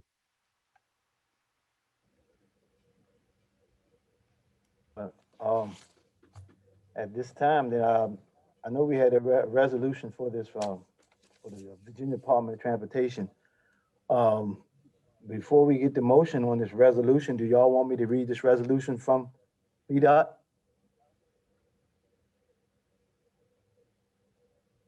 No? Okay. I've got it. Everyone's seen it. Everyone read it and seen the motion? Seen the resolution? All right, well, if that's the case, do we have a motion to approve the resolution, commitment and funding of locality share project under the agreement with the Virginia Department of Transportation and providing signature and authority? I'd like to let the Deltaville supervisor weigh in before I jump to motion. Yeah, I would move that we make that we approve this resolution. There's not a number on it. The resolution to commit to fund our local share in the amount of $200,000 for the multi-purpose path project. And I'll second. All right, we have the motion by I think Heather had changed that number. Oh, yeah, I will change it to the detailed $200,235. All right, we have that motion by Ludd, it's been probably seconded by John Kuntz. Do we have any more discussion? If not, roll call. Oh, yeah. If not, you guys discussing? Oh, not roll call. Mr. Kuntz? Aye. Mr. Mansfield? Aye. Mr. Williams? Aye. Mr. Kimbrough, Aye. Mr. Jesse. Aye. Motion so carried. Next, line item F, it will be the airport update. Jamie Barnhart and John McClain, McCalmont, John McCalmont. McClellan. All right. Jamie? You gotta turn your mic on. Okay, yep, All right, there we go. here we go. Good afternoon, Mr. Chairman, board members and staff. My name is Jamie Barnhart, Chairman of the Airport Committee. What you have in front of you is simply a need for an approval of an airport layout plan. It is a airport layout plan draft. The key word is draft. It's somewhat of a template for making motions that will keep us moving in the direction of quite possibly expansion at Hummel Airfield. This airport layout plan was reviewed at our January 25th Airport Committee meeting. And a motion was made by Richard Lewis. It's in your board packet. A motion was made by Richard Lewis to accept the airport layout plan as written and forward to the Board of Supervisors for submission to the Virginia Department of Aviation for acceptance. It was seconded and it was carried unanimously. Some of the things that we discussed were the amount of detail in the original draft, and John McClellan came forth with the explanation that this is simply a template. In my business, I've restored cars a lot of my adult life, and typically when I want to make a part for a car that I can't procure the part, I make a template. It's just a rough draft of what it is, and further refinement of that is then put into making the part. So this is just a stepping stone to go forward. And the good news is it doesn't cost anything if y'all decide to go ahead and send it to the Board of Aviation Board. That's about it for me. How about you, John? Yes, I'll go ahead and explain a little bit more on that as far as the process goes. So yeah, thank you, Mr. Chairman and members of the board and staff. Basically, like Jamie said, we are here to essentially just request the board approve the airport committee to submit the draft documents to the state for their review and approval. That is among a long list of things that need to be done to get the process of the project and the goals started. And if it please everybody, I do have a little bit of a couple slides here that I could show you generally the process for what's being undertaken as far as the submittal and the process goes. So essentially, as everybody knows, going back very briefly, the goal is to increase the safety and accessibility of the airport by improving the runway. So typical projects, that's basically environmental, and then you move, do planning, environmental, move to design and construction. Now with airport projects, there are a number of things that have to happen ahead of that. So how does that process happen? How do you fund it? All that goes into play. We had a lot of lengthy discussions with DOAV, as you all may remember from previous meetings. And DOAV's recommendation was several pre-planning tasks. That was the airport development feasibility study, role change justification that had to do with funding and whatnot. And those kind of laid the groundwork for ultimately reaching the goal. So the feasibility study is complete. It was accepted. The role change is complete and was approved by Virginia Aviation Board. And then from that came the objective of how to meet the airport's goal would be to realign and extend the runway at Hummel Field. In order to do that, you do for airports have to do what's called airport layout plan update. And that's because there's several factors that go around airfield development. And it simply just has to be shown on a plan generally how it's going to be constructed. And then there's considerations that would go in with any other project to environmental. So there's an environmental review. And then what is all this process? And we're in the middle of this planning environmental process, as you probably recall from before. So on the Aop updated narrative, there are a number of steps that have to happen, but I did just want to identify the 8 primary steps that are being undertaken with this update. And in addition, like you saw before with the environmental, the environmental steps are probably much more numerous than this, but I wanted to narrow it down somewhat just to give a general idea of the various steps that will need to be taken, and to also show the board that all the proper steps are being followed and the rules and guidelines are being adhered to. You might recall that arrow before kind of connecting the ALP to the environmental. That is because in this case, before we can move forward with the environmental phase 2 work, the ALP has to be approved. So before any work on the environmental happens, we have to go through the full process of getting an approved ALP set from the state or DOAV. So up till now, we have gone through, we've got an approved scope. We have had 2 preliminary submittals of the ALP document to the county, the staff, airport committee, and all that's gone through, and some minor revisions were made to get what the county, being the sponsor, wanted to see from a development standpoint. The airport committee, as Jamie mentioned, has now approved it, and now they move on to requesting your approval to submit it to DOAV to start the next step. So that's where we are today, trying to get that approval. You also see down on the environmental side, we have started the initial phase 1 aspect of the environmental work. The reason we did that is so we can essentially hit the ground running full speed. Once the ALP is approved, we can jump right in and get the environmental document reviewed and approved, hopefully as well, very quickly, because we know there's a goal to keep this project moving as quickly as it can. But again, we want to make sure all the proper steps and channels are being followed.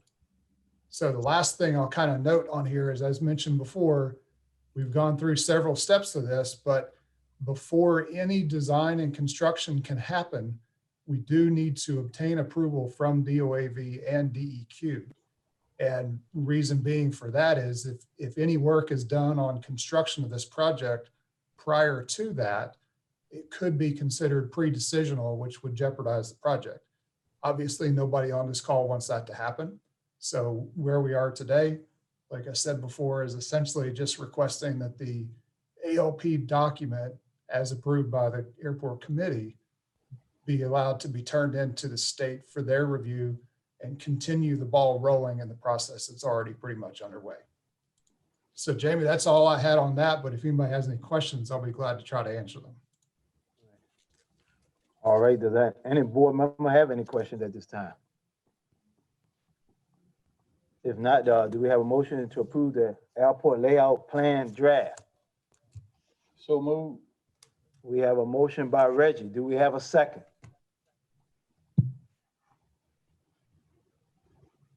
A second. We have a motion by Reggie, probably second by Lud Kimball. Any more discussion? If not, roll call. No, I've got some. I'm not quite sure what I'm being asked to approve at this point. And how much are we exposing the county to costs at this moment? All right, John, or either Jamie, which one y'all want to talk? Well, Answer that question. Jamie here. Given the fact that Oscar Barber is paying for the entire cost of the airport, I would see your exposure is 0. In that case, I vote yes. You know, I think it was last month, the board approved it, or it might have been in December, the board approved an agreement with Delcorp to fund this project fund the airport layout plan and the environmental cost, with the agreement that the county would submit for reimbursements or submit for grant funding with the state. And we have done that. And there's some caveats in that agreement, that if we don't get the funding, then we don't have to reimburse them, but I think, but there was an agreement made with Mr. Barber for that. All right, thank you, Betty. Okay, we had a motion and been probably a second. Roll call. Mr. Coons, Aye. Mr. Mansfield, Aye. Mr. Williams, Aye. Mr. Kimbrough, Aye. Mr. Jesse. Aye, motion so carried. Thanks. Thank you. All right, next on agenda, line item G, airport county land purchase discussion. Oscar Barber. You got your mic on, Oscar?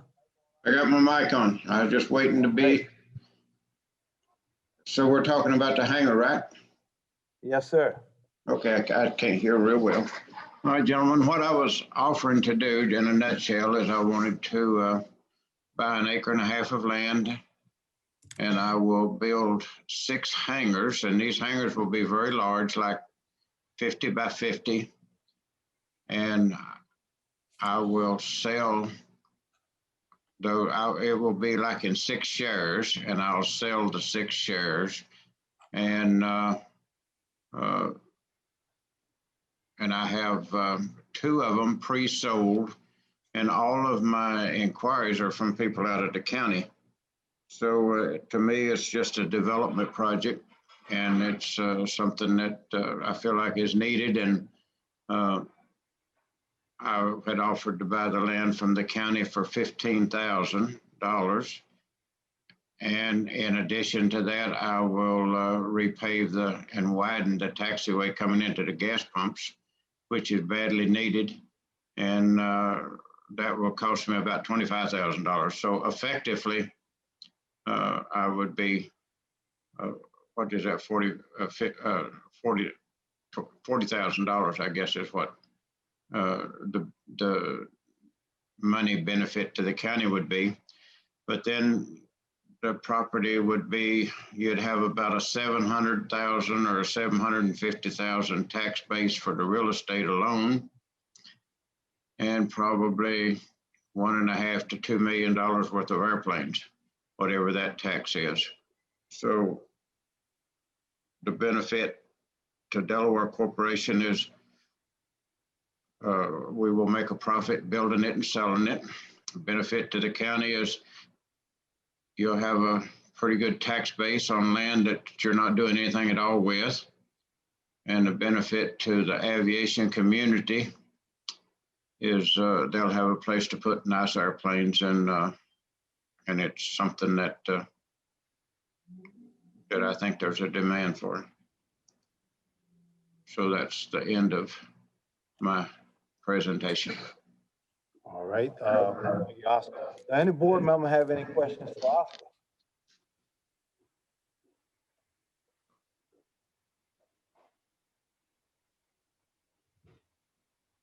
I have a question that's really for our county attorney.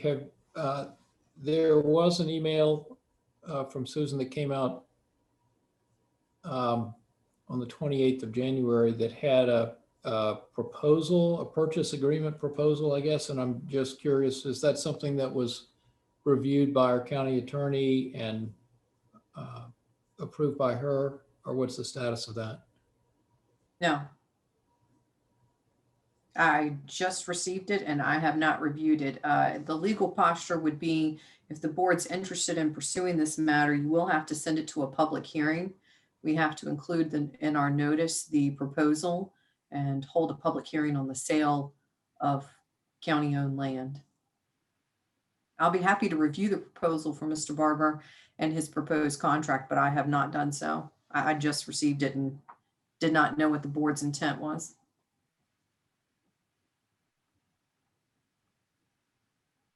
Well, I guess it's up to the board to decide, what do you want to do? I know Heather would have to look over everything. But I just want a consensus. Is this something that the board would like to do?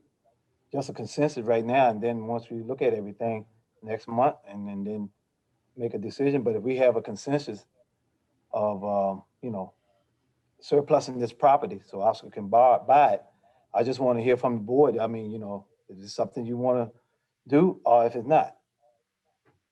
I move with it, that we move forward with it. I agree with Pete. All right. I would just make it contingent on Heather's review, but the only question I have, Oscar, is $15,000 the fair market value of that land, or is that discounted to address the $25,000 runway or gas pump paving? No, 50, well, it all depends. When Mr. Hummel deeded the land to the county, it has a proffer in it that it can only be used for aviation and recreational related purposes. Yep. So if your land is restricted and you can only use it for aviation related purposes, then maybe $15,000 is a fair market value. If it was out there someplace where you could do anything you wanted to with it, it'd probably be worth $50,000 or $60,000. But you can't do it. Whatever, it has to be aviation related. So I don't know. You'll have to decide. Whatever I pay for it, I have to tag on to the cost to my customers that are going to be buying the units. Understood. Thanks, Oscar. Yeah. Can I ask our attorney? Would that $15,000 have to go out for public bid though? No, Mr. Mansfield, and of course I would defer to county administration to weigh in, but the code requires under section 15.2-1800 that you send it to public hearing. It may be county policy typically to do it that way. And again, I would ask Matt or Betty to weigh in on that, but you can hear Mr. Barber's bid. We would put the notice in the paper saying the county's going to sell X amount of acres to Mr. Barber for X amount of dollars for this purpose. Then you would have your public hearing. And at the end of that public hearing, you can decide whether to accept Mr. Barber's proposal or not. But I don't believe you have to surplus it and put it out to bid. Very good. Then we can move ahead. So Pete, the motion that you're having a motion to go ahead and put the land out, I mean, for bid, not bid, but to Public hearing. for Oscar to purchase the land. Public hearing. But I know Right. you got to have a public hearing first, but so a motion to have a public hearing so Oscar can purchase the That land. would be what I would want to put through. Yes, All right. a motion for a public hearing. Okay, we have a motion. Do we have and did we have a second by Ludd? Yes. A motion has been properly second by Ludd. Any more discussion? Could we, Peter, would you be willing to amend it to have it be conditional upon Heather's review? Absolutely, yes. All right, have that motion be conditional with Heather's review. Lud, do you want to second it, or if not, I will? Yeah, I'll We have still, a minute motion by Pete and I'll second by Ludd. Any more discussion? Yes, Mr. Chairman. While I'm Yeah. happy to review it from a legal standpoint, I am not aware of the terms that the board wishes to negotiate with Mr. Barber. I'd ask that either you designate the administration's office or a board member to assist in that endeavor. Whether the administration office, I'll leave that up with Matt and them to do that. Okay, I just need some clarification on that. Thank you. All right, okay. And Mr. Chairman, if I may, since we're now involved in the discussion, is it the board's intention to take the $15,000 offer or research it to see if that's the fair market value? Can I get some guidance from the board on that matter? Yeah, well, we'll research it and see its fair market value. I guess if you look at the commission revenue, probably could tell you. I guess. Well, we have an assessor that's doing some work in the county. Right. We'll What have it is it? valued. Right. Mr. Chair, I thought that it was my understanding that we were accepting his offer based on public hearing. And legal review. And legal review. I'm sorry, yes, and legal right. review. That's my understanding as well. Okay, Yeah, so that we're would- not gonna do any That would research. take and care of have it, it yeah, tell you? right, right. Okay. Correct. All right. Is there any more discussion? If not, roll call. Mr. Coons, Aye. Mr. Mansfield, Aye. Mr. Williams, Aye. Mr. Kimbrough, Aye. Mr. Jesse. Aye. Motion so carried. All right, thank you. Next, we have regular agenda item. We have a budget supplement transfer request. Betty Muncy, page 166 to 169.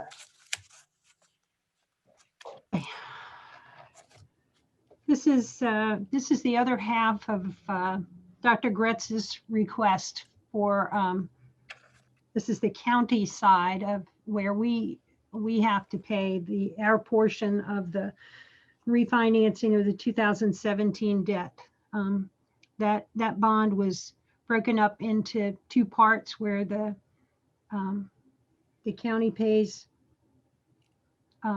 I think it's 26% or 24%, and the schools pay the 76% of it, or I might have those reversed. I don't know, but it's split. And this is our portion that we are over in this current year's budget, but we'll make it up next year. So that's a budget supplement request for $22,076.90. Do you want to take these one at a time, or do you want me to? Let's take all three of them and then we'll just vote, we'll. approve Okay. them. Okay. All right, Supplement number 49 is to appropriate $56,286 into the budget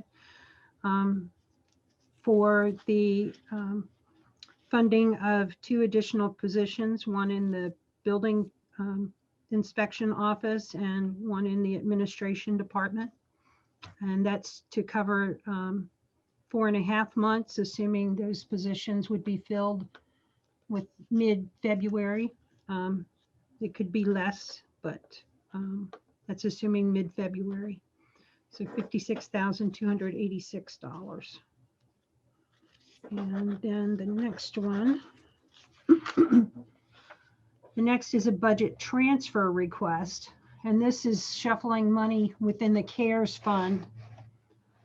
Last month, the board approved pretty much taking almost all of the remaining CARES fund money that we had that was unencumbered and putting it towards broadband. So that's what this does, along with covering some other expenditures that we had within the CARES funding.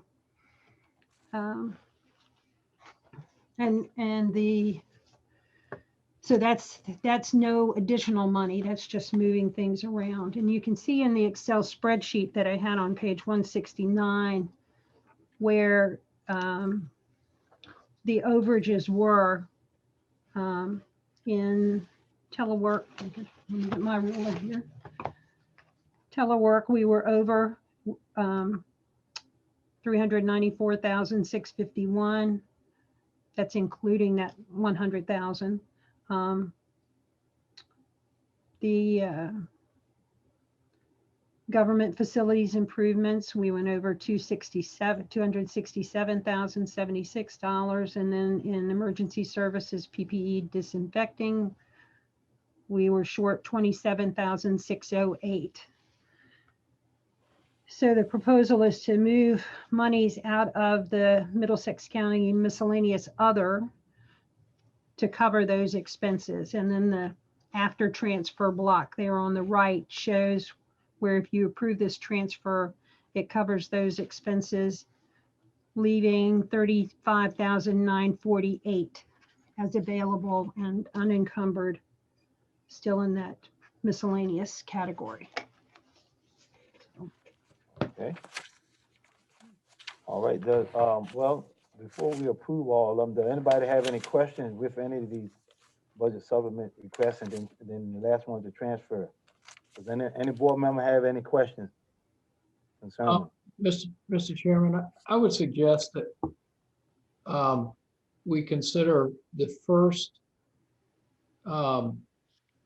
budget supplement request form and the third budget supplement request form, because those to me are, at least from my perspective, they're not controversial. In the third one, in fact, is really just moving money around within the CARES Act. So it has no financial impact. The first one we need to do, but we know it's going to save us a bunch of money. So that's not controversial, but I think that we should have discussion about the second one. So I would move that we accept budget supplement request form 2021-46 and transfer request form 2021-06. And then, Second. Okay, we have a motion by Lud Campbell, properly second by John Coons. Any more discussion? If not, roll call. Mr. Cantz, Aye. Mr. Mansfield, Aye. Mr. Williams, Aye. Mr. Kimbrough, aye. Mr. Jesse. Aye. Motion's okay.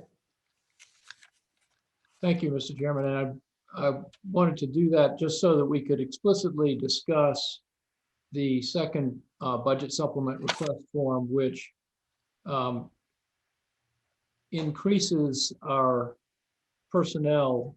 And I felt like that needed special attention for us to discuss and pay attention to. So we've got an additional position in building inspection. And just talking about that first, my understanding of that is that we used to have 2 building inspectors. We have only had 1 for some time. I personally have gotten numerous complaints, people calling me that there is a lot of construction that has been requested or underway. And with the weather that we had, they were often constrained. They had dug a footing. It was about to get 3 inches of rain and they needed the building inspector, but he wasn't available, and that has been a problem. And so that's my understanding of the driver behind why we need to return to having 2 building inspectors. And I invite others to comment on that. And why don't we just talk about that first, and then we'll talk about the other position, if that's okay. Thank you for that, Lud. I think I understood it as we're looking at the eventual retirement of our 1 building inspector, and this was meant to perhaps supplement and transfer knowledge. But I may have that wrong. Maybe Matt can comment. That was my understanding also. Okay, so this is a transitional period position. Okay, thank you. That's what I was thinking too. All right, any more questions on that? If not, we have a motion. How much overlap are we talking about? 4.5 months. Okay, and then. No, And what am I reading wrong then? the 4.5 months is to get you through to the end of June, to the end of this fiscal year. Fiscal year, okay. And then the full annual costs are included in next year's budget proposal that was presented this morning. Okay, and before we take a vote on it, let's discuss the second position, the Assistant County Administrator. This similarly is to enable a training period for a peaceful transition of power from Betty with her unbelievable knowledge and ability to get things done. But this too is apparently a transitional position, is that right? That's correct. And to give the administration added pair of hands, eyes, and ears on the many projects we have on our plate currently. Great. Okay, thank you. So to be clear, this means this just gets us through June. We don't know when the retirements are coming specifically, but we may have to be looking at this again in June. We Oh. have both positions in next year's fiscal year's budget because we're not 100% sure when our staff are going to phase into retirement. Okay, so we already have a plan for June of this year through June of next year. This just gets us to June of this year. Yes, sir. Got it. Thank you. Right. Well, if nobody have any more questions, do we have a motion to approve budget supplement request form FY 2021-49? So moved. Motion by John. Do we have a second? I'll second. Second by Lud. I have a question for Matt. All right. Motion by John, been properly second by Lud. Now we have any questions? All right, Pete, go ahead. Matt, could we say that we have two positions through June, and then for next year, one position with the right of going out if we have an overload of requests for it, if one person cannot handle it, then we could bring someone in on a consulting basis. For which position, Pete? Building inspector. It's largely going to depend on how long it's going to take the candidate to get his necessary state certifications.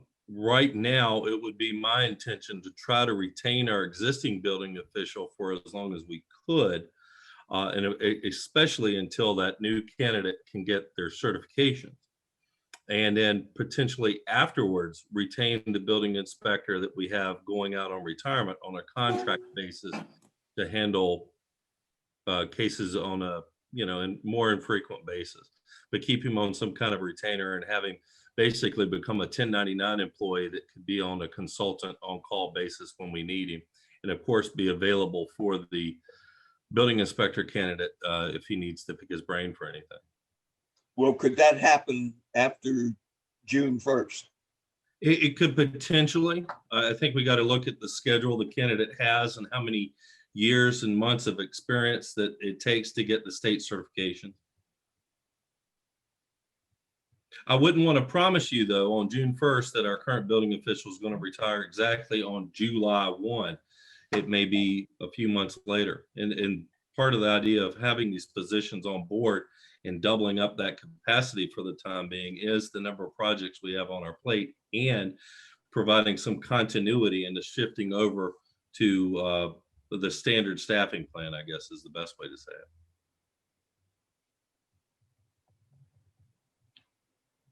All right, any more questions? All right, we had a motion and properly approved. Roll call. Mr. Coons? Aye. Mr. Mansfield? Aye. Mr. Williams? Aye. Mr. Kimbrough? Aye. Mr. Jesse? Aye, motion so carried. Mr. Chair, Yes, if you wouldn't mind, I'd like to just ask Matt and Betty to monitor in particular with the help of David Self, the issue of delayed inspections. Obviously, I think it's fair to say it's not David's fault. It's the increased demand and the limited supply. And so if we find when we have two folks that it's significantly improving things for our construction industry, I'd just sort of like a report back after June or July when the new person is acclimated. Are we in a position where our future expansion might dictate that we go back to the two inspector model? I think right now, I don't know the answer. I don't know how bad the backlog is, but we'll have an experimental phase where we have two, and it might be good to compare before and after and be prepared to make a recommendation. Understood. Yeah, we'll be happy to make that report probably in the June meeting. In fact, Susan, make a note of that for staff to report on that in June, please. all right, thanks. Next, we have citizens appointment, Betty Muncy, page 170 to 176. Okay. In your packet, you have 3 applications. 2 for the Keep Middlesex Beautiful Committee. Those are Joan Armstrong and Mitch Johnson. And then 1 from Jacqueline Wake for the Recreation Committee. None of those terms, neither of these committees have actual district requirements and they don't have term limits or expirations. They are pretty much, serve at will as you appoint them. Mr. Chair, I have a motion if there's no questions. Go ahead. I'd like to motion that we enthusiastically accept all 3 applications. They are all 3 citizens who are taking it upon themselves to pick up on some activity in committees that have somewhat languished over time just because of turnover. So these folks represent new blood in very important areas, that being beautification of our roads and increasing recreation opportunities for our citizens consistent with our comprehensive plan. Okay, we have a motion by John. Do we have a second? Second. Motion by John, probably second by Lil Kimball. Any more discussion? If not, roll call. Mr. Coons? Aye. Mr. Mansfield? Aye. Mr. Williams? Aye. Mr. Kimbrough? Aye. Mr. Jesse? Aye. Motion so carried. Next, we have the CCOC renovation project. Betty Muncy, page 77.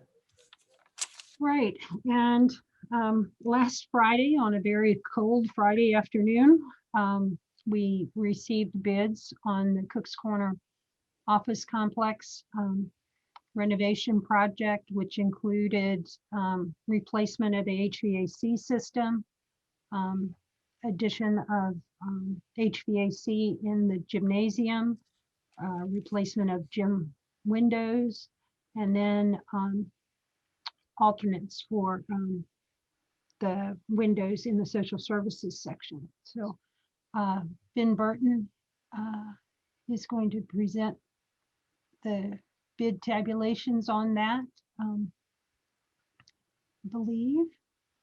If you Okay. can take it over, Ben. Thank you, Betty. Okay. Gentlemen, we've had, yes, we did get the bids. Last Friday, it was from 3 very experienced contractors.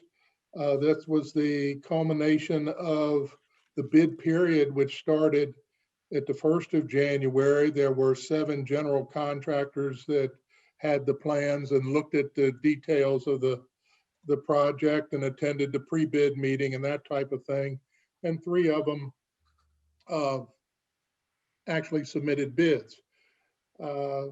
They were Trinity USA Contracting from Whitestone, RMT Construction from Richmond, and Athena Construction Group out of Triangle, Virginia. We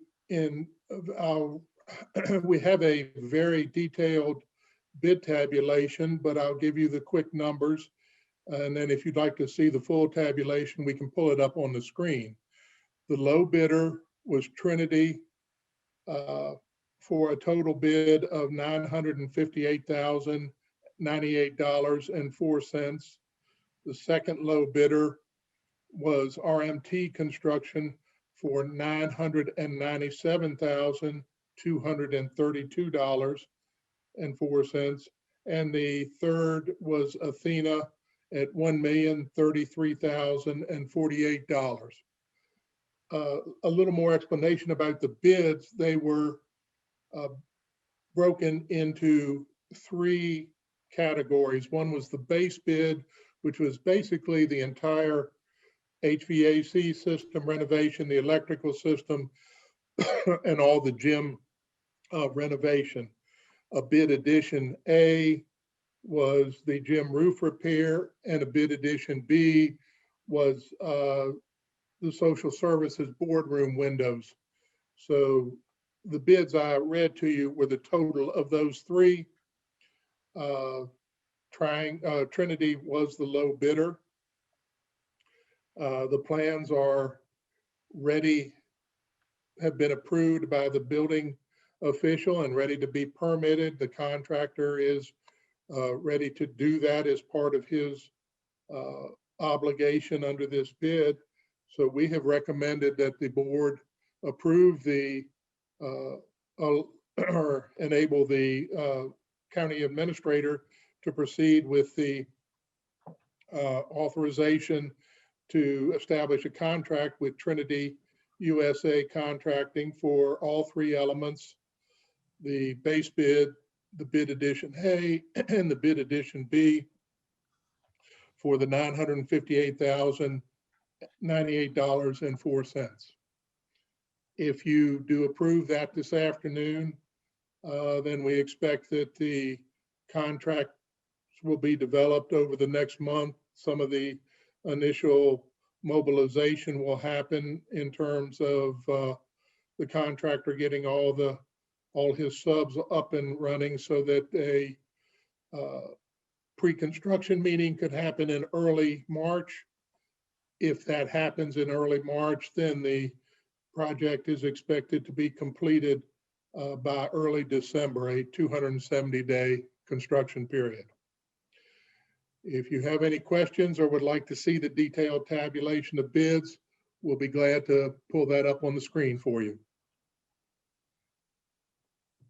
The board members have any questions? I know I do. I had one. How many windows are supposed to be in the social service building boardroom? How many windows are you talking about? Because I wasn't big on taking windows out, putting windows in when they paid taxpayer money to cover them up and everything. And that's what, $22,627? Yes, that's for two window sections back in their boardroom. There was a lot of discussion at during the programming and the design about exactly that point, about whether or not everybody really knew what was under those drive-it panels, two large drive-it panels at the rear of the social services building. And there would be two windows installed there in the boardroom. This was the reason we had it as a bid addition is it is one of the simpler areas to install the windows. It's a room that's not used except for the board meetings of social services. So it's pretty straightforward, and it'll give us a complete idea as to what's under those drive-it panels and what it's really going to cost should the board decide to proceed with any of the other windows around the building. We believe that we had estimated that that section of window package would be in the, let me pull something up here, gentlemen. In the $32,000 range for those sections. Because I'm thinking the old windows are still there and they just covered them up, didn't they? The old metal windows? No, sir, nobody knows that.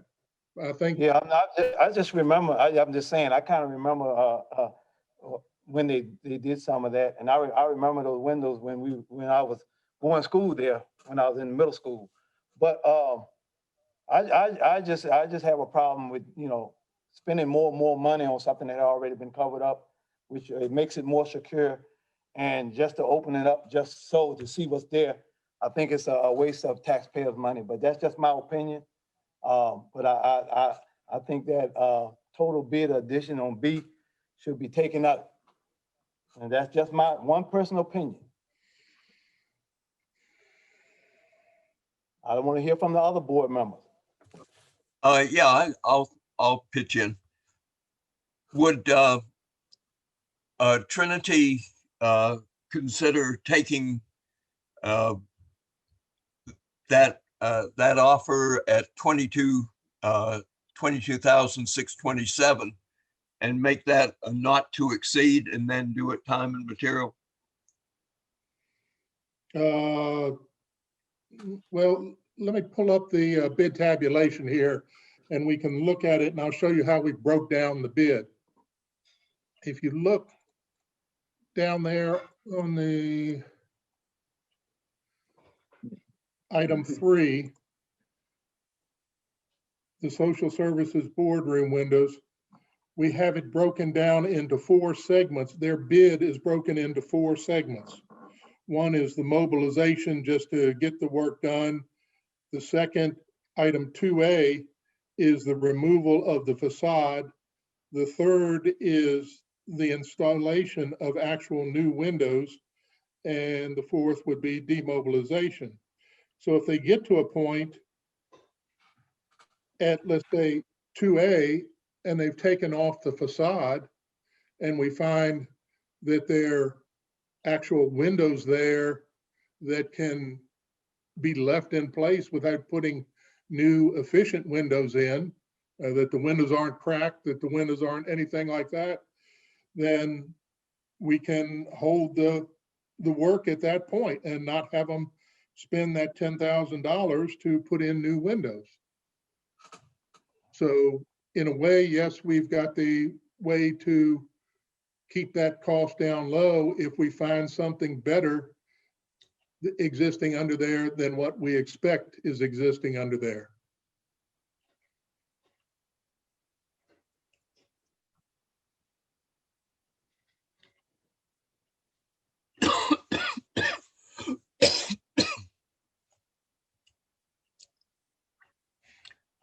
Okay, that, I presume that's as close as you can come to time and materials. Yes, sir.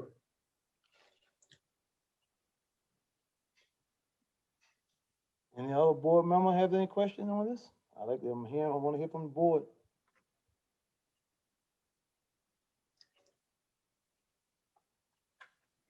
I'm prepared to make a motion. I'm gonna see if anybody else before you make that motion. Could you do a breakdown on this $880-some thousand on renovation to the gym that you're gonna do? All except the air conditioner. What else you gonna do? Let me go back again to the bid tabulation. Yeah. There are the 6 elements that are there.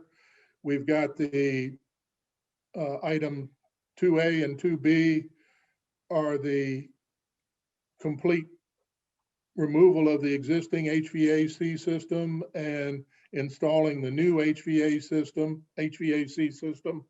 And that includes putting a new air rotation unit to provide conditioned air to the gym and the all the ducting that is involved there, plus taking out the 5 air handlers in the existing building and replacing them and putting a new chiller in. Plus we have the bipolar ionization added in all these systems. The second or the third 3A and 3B are removing the existing windows in the gymnasium, the 10 that are up high, and installing new windows there. The items 4A and 4B are removing the 2 exterior doors and installing complete new doors there to the damaged doors.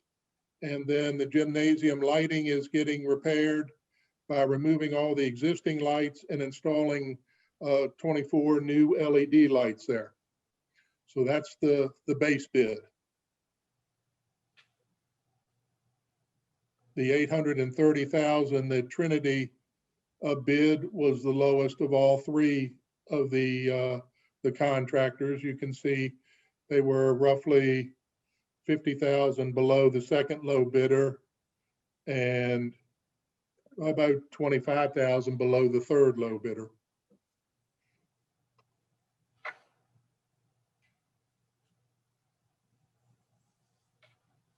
Does that answer the question that you asked, sir? Yeah, I was just looking at it. I took notice that installing the AC is $150,000 different than the one right in the middle at 510. And then the other one is 6. It almost look just like you look at the 2 prices and doing the average.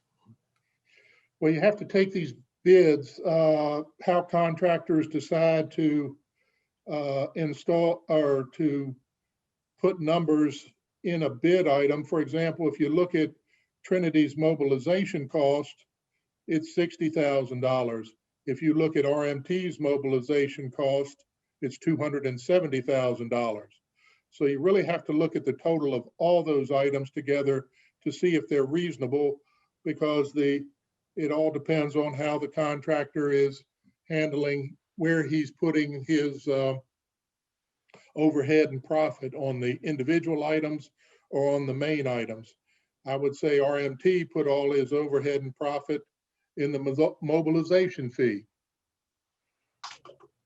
I think the other thing to look at is that the contractors, the two low contractors, both had the same primary subcontractors for the work that they're proposing.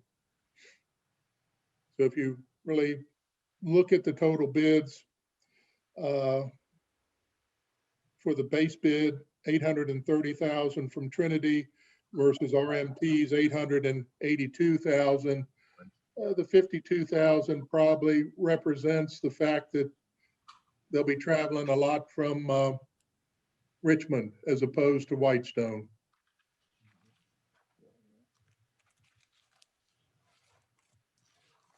All right.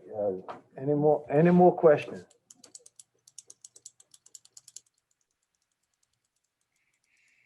All right. If any board member want to, make a motion or whatever, you can at this time. Can we see the front page again?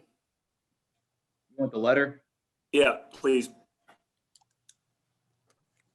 Yeah, Mr. Chair, I'd like to move that we award the project via Bay Design to Trinity for the total base bid edition A and bid edition B in the amount of $958,098.04. All right, we have a motion on the floor for John for that bid. Do we have a second? I'll second that. We have a motion by John. It's been properly seconded by Pete Mansfield. Is there any more discussion? All I would like to say, I feel that, my opinion on adding, taking windows out that's already been in there, and and putting new windows to tell you don't know what you're gonna run into. And I still say I think it's taxpayer money had already covered them up. They're more secure, insulated. Now we're gonna open them up to find out and spend that money, and then you're gonna do it all the way around the building. When if you look at that building is good. If you look at it where those picture frames at, murals could be put around there when the walking trail comes through there for the historical walking trail. I mean, they're big picture frames if you think about it. And I'm just saying I can't agree on part B of it. So I would not be voting on that part. But I agree with everything else except for spending taxpayers' money to remove and open up windows in a building, which I think is new, it's good and secure now and very well insulated. And I'll put my 2 cents in. Yeah, I would just remind the chair that this was the result of a compromise we made months ago where there were a significant amount more windows that we were looking at. So you've been heard. Yeah, I know we had talked about it, but like I said, once you look at it and you're talking about murals and stuff like that, I say to myself, hey, I think that's a good place to put them. But that's just my opinion. I agree with everything except for spending more taxpayer money to test something out and cost more money. And we still don't know what you have there till you take it out there. All right, we have a motion, been properly second. Any more discussion? If not, roll call. Mr. Coons? Aye. Mr. Mansfield? Aye. Mr. Williams? No. Mr. Kimbrough? Aye. Mr. Jesse? No. Motion's okay. All righty. Thanks, everyone. Thank you. Okay, request to waive fees, B. Right, and this goes along with the renovation project, the request to waive the fees for this contractor to do the work, since it's a county project. This would just be making it official. They would still have to get the permits. We would just not charge them for it. Okay. All right, so we have a motion to request to waive fees. I move that we waive the fees. All right, we Second, have a motion by Lud Kimmel and probably second by John Coons. Any more discussion? Roll call. Mr. Coons, aye. Mr. Mansfield, Aye. Mr. Williams, Aye. Mr. Kimbrough, Aye. and Mr. Jesse. All right, next is D, removal of unsafe structure, Heather Lewis, page 178 to 79, 179. Yes, Ms. Mr. Chair. Heller? Yes, I am handling this on behalf of David Self, your building official. He had a medical appointment today. And so he prepared a very detailed and I think a robust memo that's been included in your packet about an unsafe structure on Old Virginia Street. And pursuant to the county building code and the uniform statewide building code, he is asking to remove the structure, to have it demolished and the cleanup. There's a process we'll have to follow here. And so what he's asked for is authorization to advertise the notice in the paper, which we'll have to do for 2 consecutive weeks. Then we'll need an appropriation of funds for the demolition, for the site cleanup and the advertising. Once all that's done, I will then place a lien on the property pursuant to Virginia code to recover the county's cost. So should the property be sold, whether at an auction through, the treasurer's office, or the property owner chooses to sell it, that lien will have to be paid off. Okay. So we're gonna need a motion. I'll make that motion. So the appropriation should be for, Betty, correct me if I'm wrong, but I think 5,000 would cover it. David Self got 3 estimates for the cleanup. It looks like the 2 lowest were at $4,500, and that additional $500 should cover the cost of advertising, some service or process that we need to do. We need to send this via certified and take care of some legal costs there. Yes, I would think so. So the appropriation request will be for $5,000, please. All right, do we have a motion for appropriation request for $5,000 to remove unsafe structure? Pete, you had that motion? Okay, we have a motion by Pete. Do we have a second? I'll second. We have a motion by Pete, probably second by Lud Kimball. Any more discussion? I have If a not, question for Heather. Yes, sir. On the first page of this, it says the manufactured home had not been removed and a second notice of violation was mailed with notice to remove within 14 days, make the site safe, and a lien placed on the property for the cost of demolition and cleanup. Is the cleanup specifically because it's a mobile home? And the reason I'm asking is we went through the same thing in Hartfield. They demolished a house, not a mobile home, and they've left a pile of rubble, and it's been there for 1.5 years. Why are we now making people clean up? Or why didn't we have them clean up on Twiggs Ferry Road in Hartfield?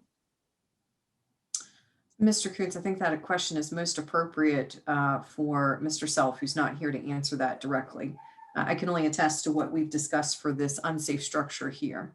But there's no ordinance that's different for a mobile home that's going to be demolished than a single family home that's going to be demolished that you're aware of? That I'm aware of. Okay, no further discussion from me. All right, we had a motion and then probably second. Is there any more discussion? If not, roll call. Mr. Coons, Aye. Mr. Mansfield, Aye. Mr. Williams, Aye. thank you, Mr. Kimbrough, Aye. Mr. Jesse. Aye.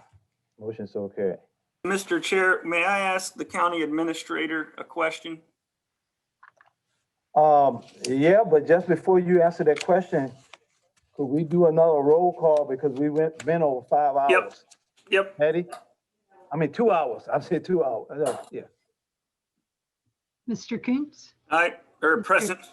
Mr. Mansfield, Present. Mr. Williams, Yeah. Mr. Kimbrough, Here. Mr. Jesse. Yeah. All right, John, shoot. Thanks. I'll just be brief. Matt, would you follow up with David Self? Do you see the inconsistency between the two? We're handling them different, and it's not a good precedence. And I like how we're handling this one. I think it's more in line with the ordinance. I had already made a note to do so. I believe I understand the difference, but I want to confirm with him before I speak to him. That's fine. Thank you, Mr. Chair. And All Mr. right. Chairman, if I may, with us tonight on the call is David Lehman, our Emergency Services Coordinator. We had forgot to add him to the agenda under agency and staff reports. Before I give my update, which is very brief tonight, may I ask him to speak to the ongoing vaccination attempts that we are engaged in support of our health department briefly? Yes. Yeah. Thank you. You definitely need some information on that. Yeah. David, go All right, ahead. David. Can you give us a quick update, 5-10 minute update on our efforts with the pandemic vaccinations. Sure. Can you hear me okay? Hear you loud and Yes. clear. Loud and clear. So the information we received yesterday on a conference call from Three Rivers Health District, the status of the pandemic is case numbers across most states have dropped, but new case count in the US is still about 150,000 per day. Virginia is improving new case rate down to 4,600 day average. Three Rivers is at a 65 to 70 new case per day, which is a small improvement of what they've seen in the past. Their hospital systems remain fully capable and are not in danger of being overwhelmed. As of today, Middlesex had a total of 416 cases on file. We've been working through this vaccination process with the health department, trying to assist them any way we can. This vaccination program is going to take many months. Three Rivers Health District expects it will be many weeks before anyone currently eligible and signed up can get an appointment. The vaccine distribution has been divided into specific phases or classifications. Three Rivers Health Districts has already completed phase 1A. So all of our EMS responders, our firefighters, social service, sheriff's office, personnel who requested the vaccine have received their first dose. And now we're starting on the second dose of those folks. Three Rivers Health District is currently operating in phase B at this time. I'm sorry, phase 1B at this time. Phase 1B includes frontline essential workers, people over the age 65, people 16 through 64 with underlying medical conditions, people living in correctional facilities, homeless shelters, and migrant labor camps. With that included, over 120 people are now eligible in the Three Rivers Health District in phase 1B. Unfortunately, it will be many weeks or longer before vaccination appointments become available for those who have registered. The vaccine is much more complex than any vaccine I've ever seen before. It's fragile. There are CDC requirements that must be met, and there's a mandatory observation period after the administration of at least 15 minutes to watch for severe allergic reactions.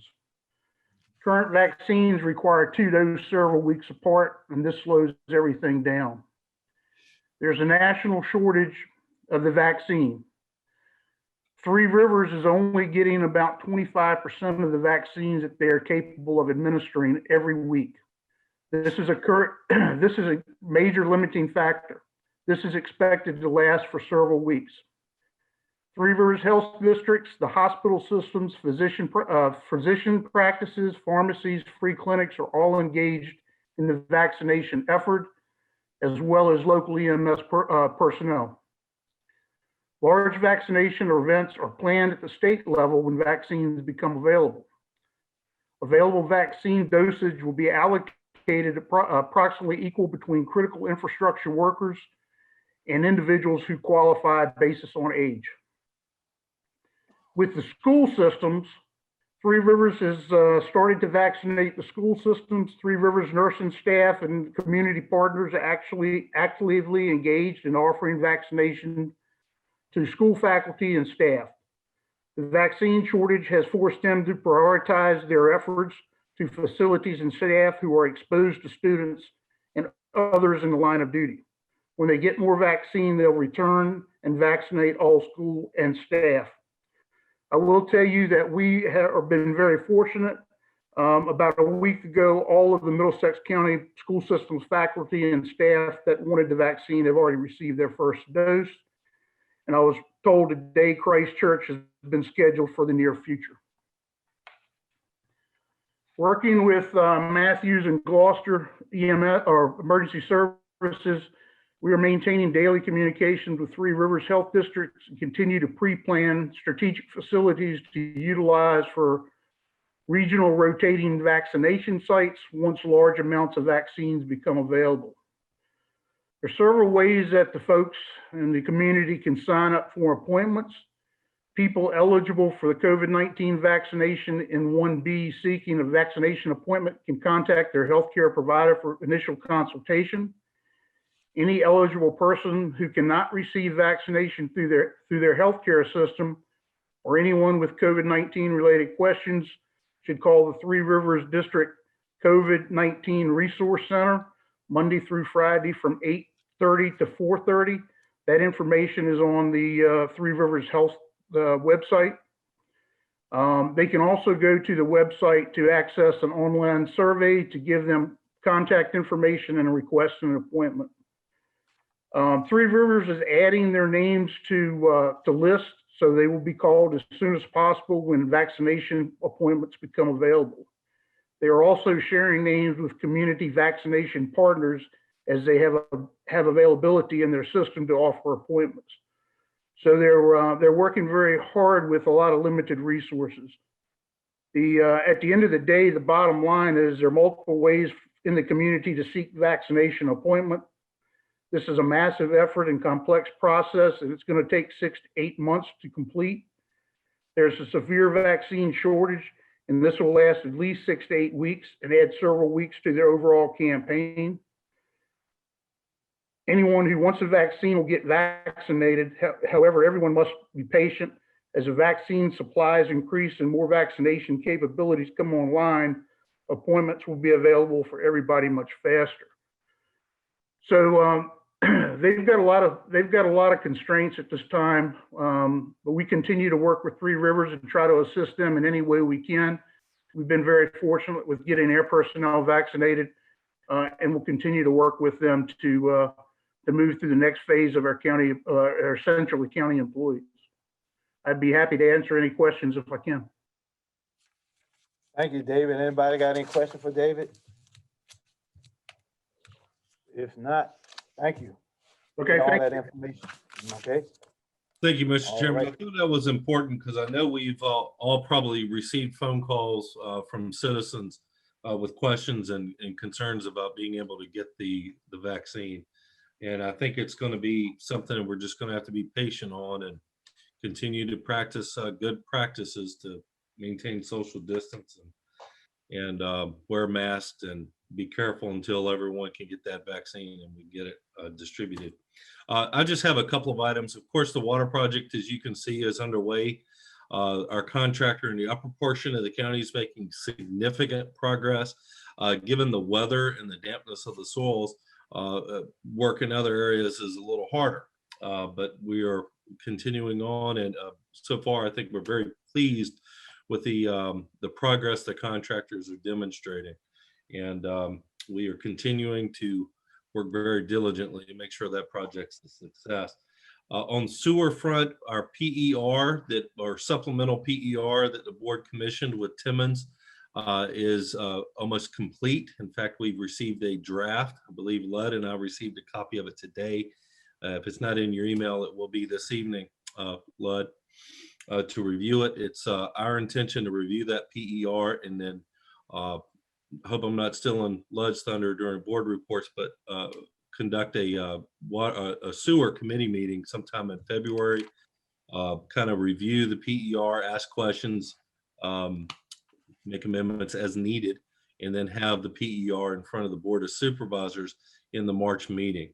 Of course, that times it fairly well to be in concurrence with the budget process. And that brings me to the last thing I wanted to speak to tonight. As the board is aware, we are underway with the budget process in earnest now. We have a meeting with department heads on Friday, throughout Friday morning and afternoon, for them to discuss their budgetary needs with the board. And it's going to be a challenging year, as we know, as we found out this morning. If you have any questions, I'm available. Thank you, Matt. Okay. County Attorney update. Heather, electronic summons system ordinance. Yes, sir. I feel like I've had a lot this meeting. I'm going to share my screen so you can see this. It's in your packet.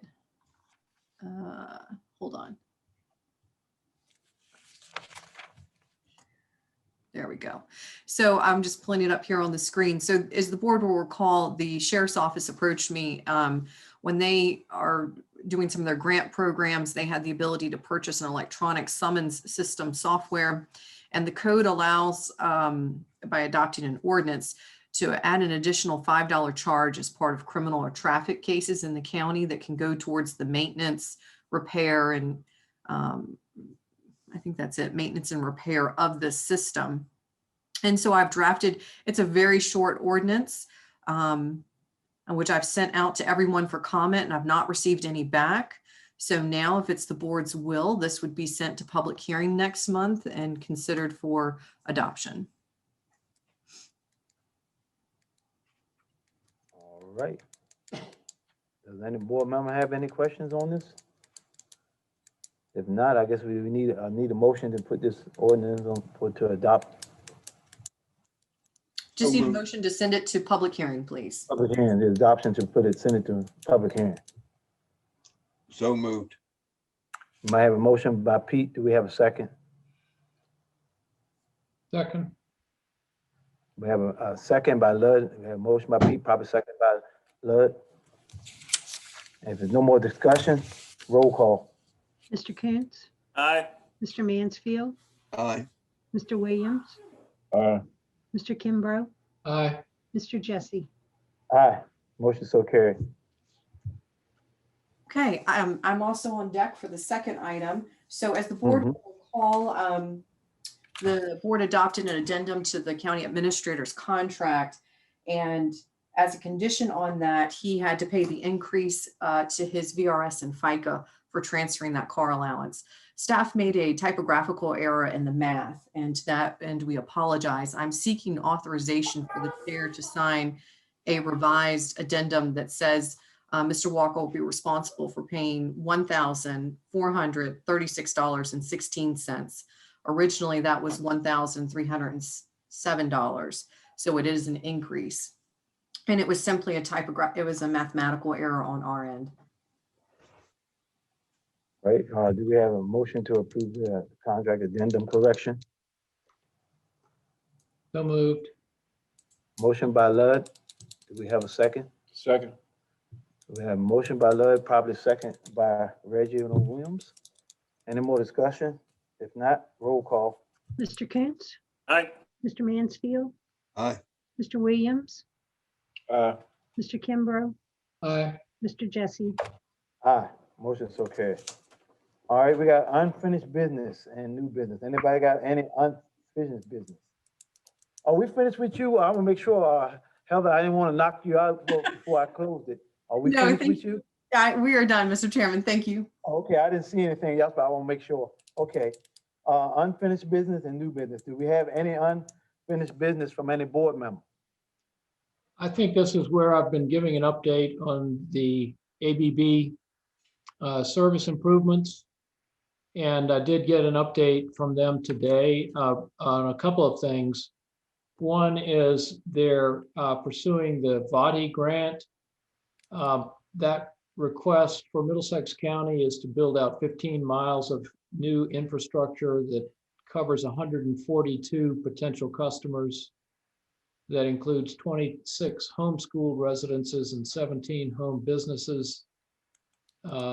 ABB is contributing $170,000 to that. The county is contributing $170,000 to match that contribution. And those total 40% of the total build cost for that project. As far as the customer service experience, as of today, there were only 3 pending service calls, and they were able to make appointments for next day for technical service calls, which is a tremendous improvement from the 10-day schedule that we experienced during the worst period. The call center operations continue to improve with the addition of their new hires and the more efficient handling of calls.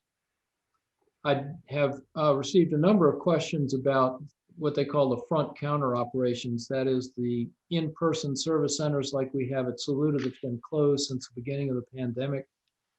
This operation, like all of the ABB locations, are now at work from home. They're not expecting that to open until essentially the whole population is vaccinated. But in the meantime, they recognize that there should be alternatives if you want to pay your bill in cash that are more convenient. And so they're actually working to expand their current availability of network partners, such as grocery stores or pharmacies, where you could go and pay your ABB bill there. And if you have equipment that needs to be sent back to them, they're looking at, again, potential partnerships which some other cable providers have. And they have expanded their, essentially the do-it-yourself program where they ship you the equipment and the instructions, and people have not had to wait for a service technician if they're technically capable of doing that setup themselves. So some really good progress there. Also, an improvement that I think is going to be attractive here. They are offering a new service, some new service packages, and they've introduced essentially a low-cost entry-level internet-only service. This is 15 meg download, 1 meg upload. It's only $9.99 a month.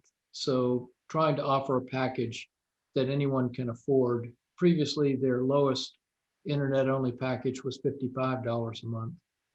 And they've made some other changes in their new offerings. But in general, I'm pleased to see that they have really focused on improving their service and making it available to a wider number of our citizens. That's all my report. All right. Mr. Chair, can we ask questions? Yes. You are aware there's no interview for Middlesex Broadband Authority Chairman. That position can be made available. That won't change during this conversation. Okay. All right. Any other board members? Any unfinished business? How about new business? Any new business? If not, we're gonna move on. Matters presented to the board. John, you got anything? No, under new business, I just wanted to mention the Middlesex Anti-Litter Committee has reconstituted, as we saw with 2 appointments earlier.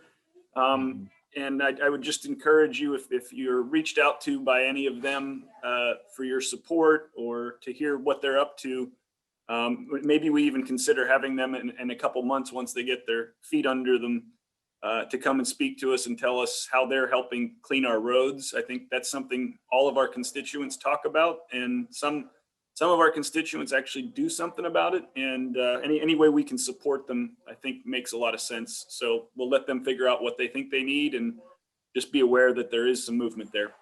And then that's all I have for tonight, Wayne. All right, thank you. Reggie, do you have anything matter presented by the board? Yeah, 2 things. I've been trying to work with Rivermount Schools on probably bringing some type of school to the county. And I've been talking to them on email and on the telephone now to see if, I think I mentioned our last board meeting. And so I'm working on that project, hopefully that we can have a location if the Middlesex is suitable for them to come. And I think I said at the last meeting when I asked did the school board have a second option. And I mentioned a little bit then, well, it's going better right now. And if things go right, we could be looking for something real nice here in Middlesex County. As far as that, I gave them locations. All the locations was at Cook's Corner. And I also told them if they like the location here in Middlesex County, we'll find a place to put the school at. So that part is out there and I'm working on it. So if it happens, I mean, I expect the board to support the idea as well as the county, because it could be revenue for the county as well as better paying jobs. Not gonna say it's gonna happen, but it's getting pretty close. The other thing that I always had a problem with on the board, I believe that as members of the board, you always direct them to different members on the board if something is happening in your area that you don't know about. Other words, when a citizen come to you and asks me, for instance, something about going on in Deltaville, I would direct them to LUD and work with LUD on whatever it is. I don't like the idea of getting in backlash in a meeting and it's act like we supporting somebody else instead of supporting our board together. We as one unit, and we should act as one unit. And I feel that from the first meeting to the second, we got to start acting like we are leaders in the county, and we got to start directing them in the right area. An incident last year, a gentleman came to me and asked me something, and I sent him to Brother Manfield. And just as simple as that, and Brother Manfield worked on the idea, but when you don't let anybody know what's going on, when we don't direct people in the right area, whether you like them or dislike them, then as board members, I feel we should do that. You know, if we don't know each other's district, then we should talk to each other to find out what it is, because I'm pretty sure that I don't learn everybody's district on the board. So I got a general idea who district is, so I can treat them respectable like I respect to get the same thing. And I don't like surprises, to be honest with you. I don't know if I'm in the area or not. I don't like surprises. I don't like to be sitting in front of a meeting and somebody says some things that they really should have said something to me at the first place before we even get here. And I don't have agendas. All my agendas is Middlesex County in the taxpayer. And I want to make that very clear. Whatever I say or whatever I vote on, it's Middlesex County, the taxpayers. And I was taught to love everybody. So I don't see uneven coins and stuff like this. And I just want the board to know that, because I'm just getting a funny feeling about some things, and I just don't like that feeling. Thank you. All right, thank you. Pete? Pass. All right, Lud? I don't have anything else. Right. And as for me, it's just been a busy month. You know, I lost one of my fellow firefighters, Grayson, and I guess everybody, it was very well attended, and he was a great young man, and he lived to be 17 years old, but you know, it was a great dedication for that young man. And that's about it. That's all I have for now. All right, now we got to go into closed session. Heather? Yes, sir, I'm up again. All right. We need a motion from the board to convene in a closed session pursuant to Virginia Code Sections 2.2-3711A3 and A8. This is for the specific discussion of the acquisition of real property for a public purpose where the discussion in an open meeting would adversely affect the bargaining position and strategy of the public body, and consultation with legal counsel regarding that negotiation and acquisition. And pursuant to Virginia Code Section 2.2-3711A1, which is the discussion of personnel matters specifically regarding my office, the county attorney. All right, at this time, roll call. Do we have a motion to go in? Yeah, we have a motion to go into executive session. So moved. Have a motion Second. second by John. And at this time, roll call. Mr. Koontz? Aye. Mr. Mansfield? Aye. Mr. Williams? Aye. Mr. Kimbrough? Aye. And Mr. Jesse? Aye. All right. Excuse me. We need a motion from the board to certify the following statement. To the best of the members' knowledge, only public business matters lawfully exempted in the motion by which the closed session was called was considered or discussed in said closed session. All right, do we have that motion? So moved. Got a motion Second. by John, do we have a second? Second by Pete Manfield. We have a motion by John, probably second by Pete Manfield. Any more discussion? If not, roll call. Mr. Coons? Aye. Mr. Mansfield? Aye. Mr. Williams? Aye. Mr. Kimbrough? Aye. Mr. Jesse? Aye. All right. Okay, next will be public comment. Last thing on the agenda. Chairman will invite each an additional person other than board members and staff attending the meeting to make a comment. Those attending the meeting with video capability will use their raise hand feature to request to speak. Those with audio capability will use the *9 feature on their phone, which will indicate to the moderator that you wish to speak. Use *6 to unmute your phone. Each speaker will give his name, his or her name and address for the record. Each speaker or individual will be given the opportunity to speak during the public comment period and or each public hearing item. All comments and remarks will be addressed to the board of supervisors and not to the audience. Speakers will be given 3 minutes to speak. All right, Kevin, do we have anybody wish to speak? I do not see anyone's hand raised at this time. All right, close the public comment period. Upcoming meetings, as you know, Friday, February the 5th at 9:30, we have a budget work session. And then Tuesday, February the 9th at 4 p.m. Is that gonna be at 4 p.m. or 4:30? Yes, Mr. Chairman, I've reached out to Dr. Pete Gretz and asked that we bump that back to 4:30. I think he's going to be able to accommodate. We'll know for sure tomorrow. Okay, I appreciate And, that. If it don't, I'll just be late, that's all. Yeah, and I believe the Budget and Finance Committee of the schools are going to meet Thursday. Dr. Pete is working on that as well. All right, and then Tuesday, March the 2nd, at 9:30 will be a budget work session again, and then we have a regular board meeting. All right, do we have a motion to adjourn? So moved. Second. A motion by John, second by Lud.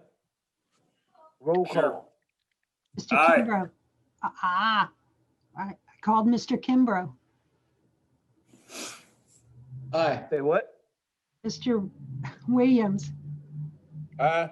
Mr. Mansfield? Aye. Mr. Coons? Aye. Mr. Jesse? Aye. Good night, everyone. Good night.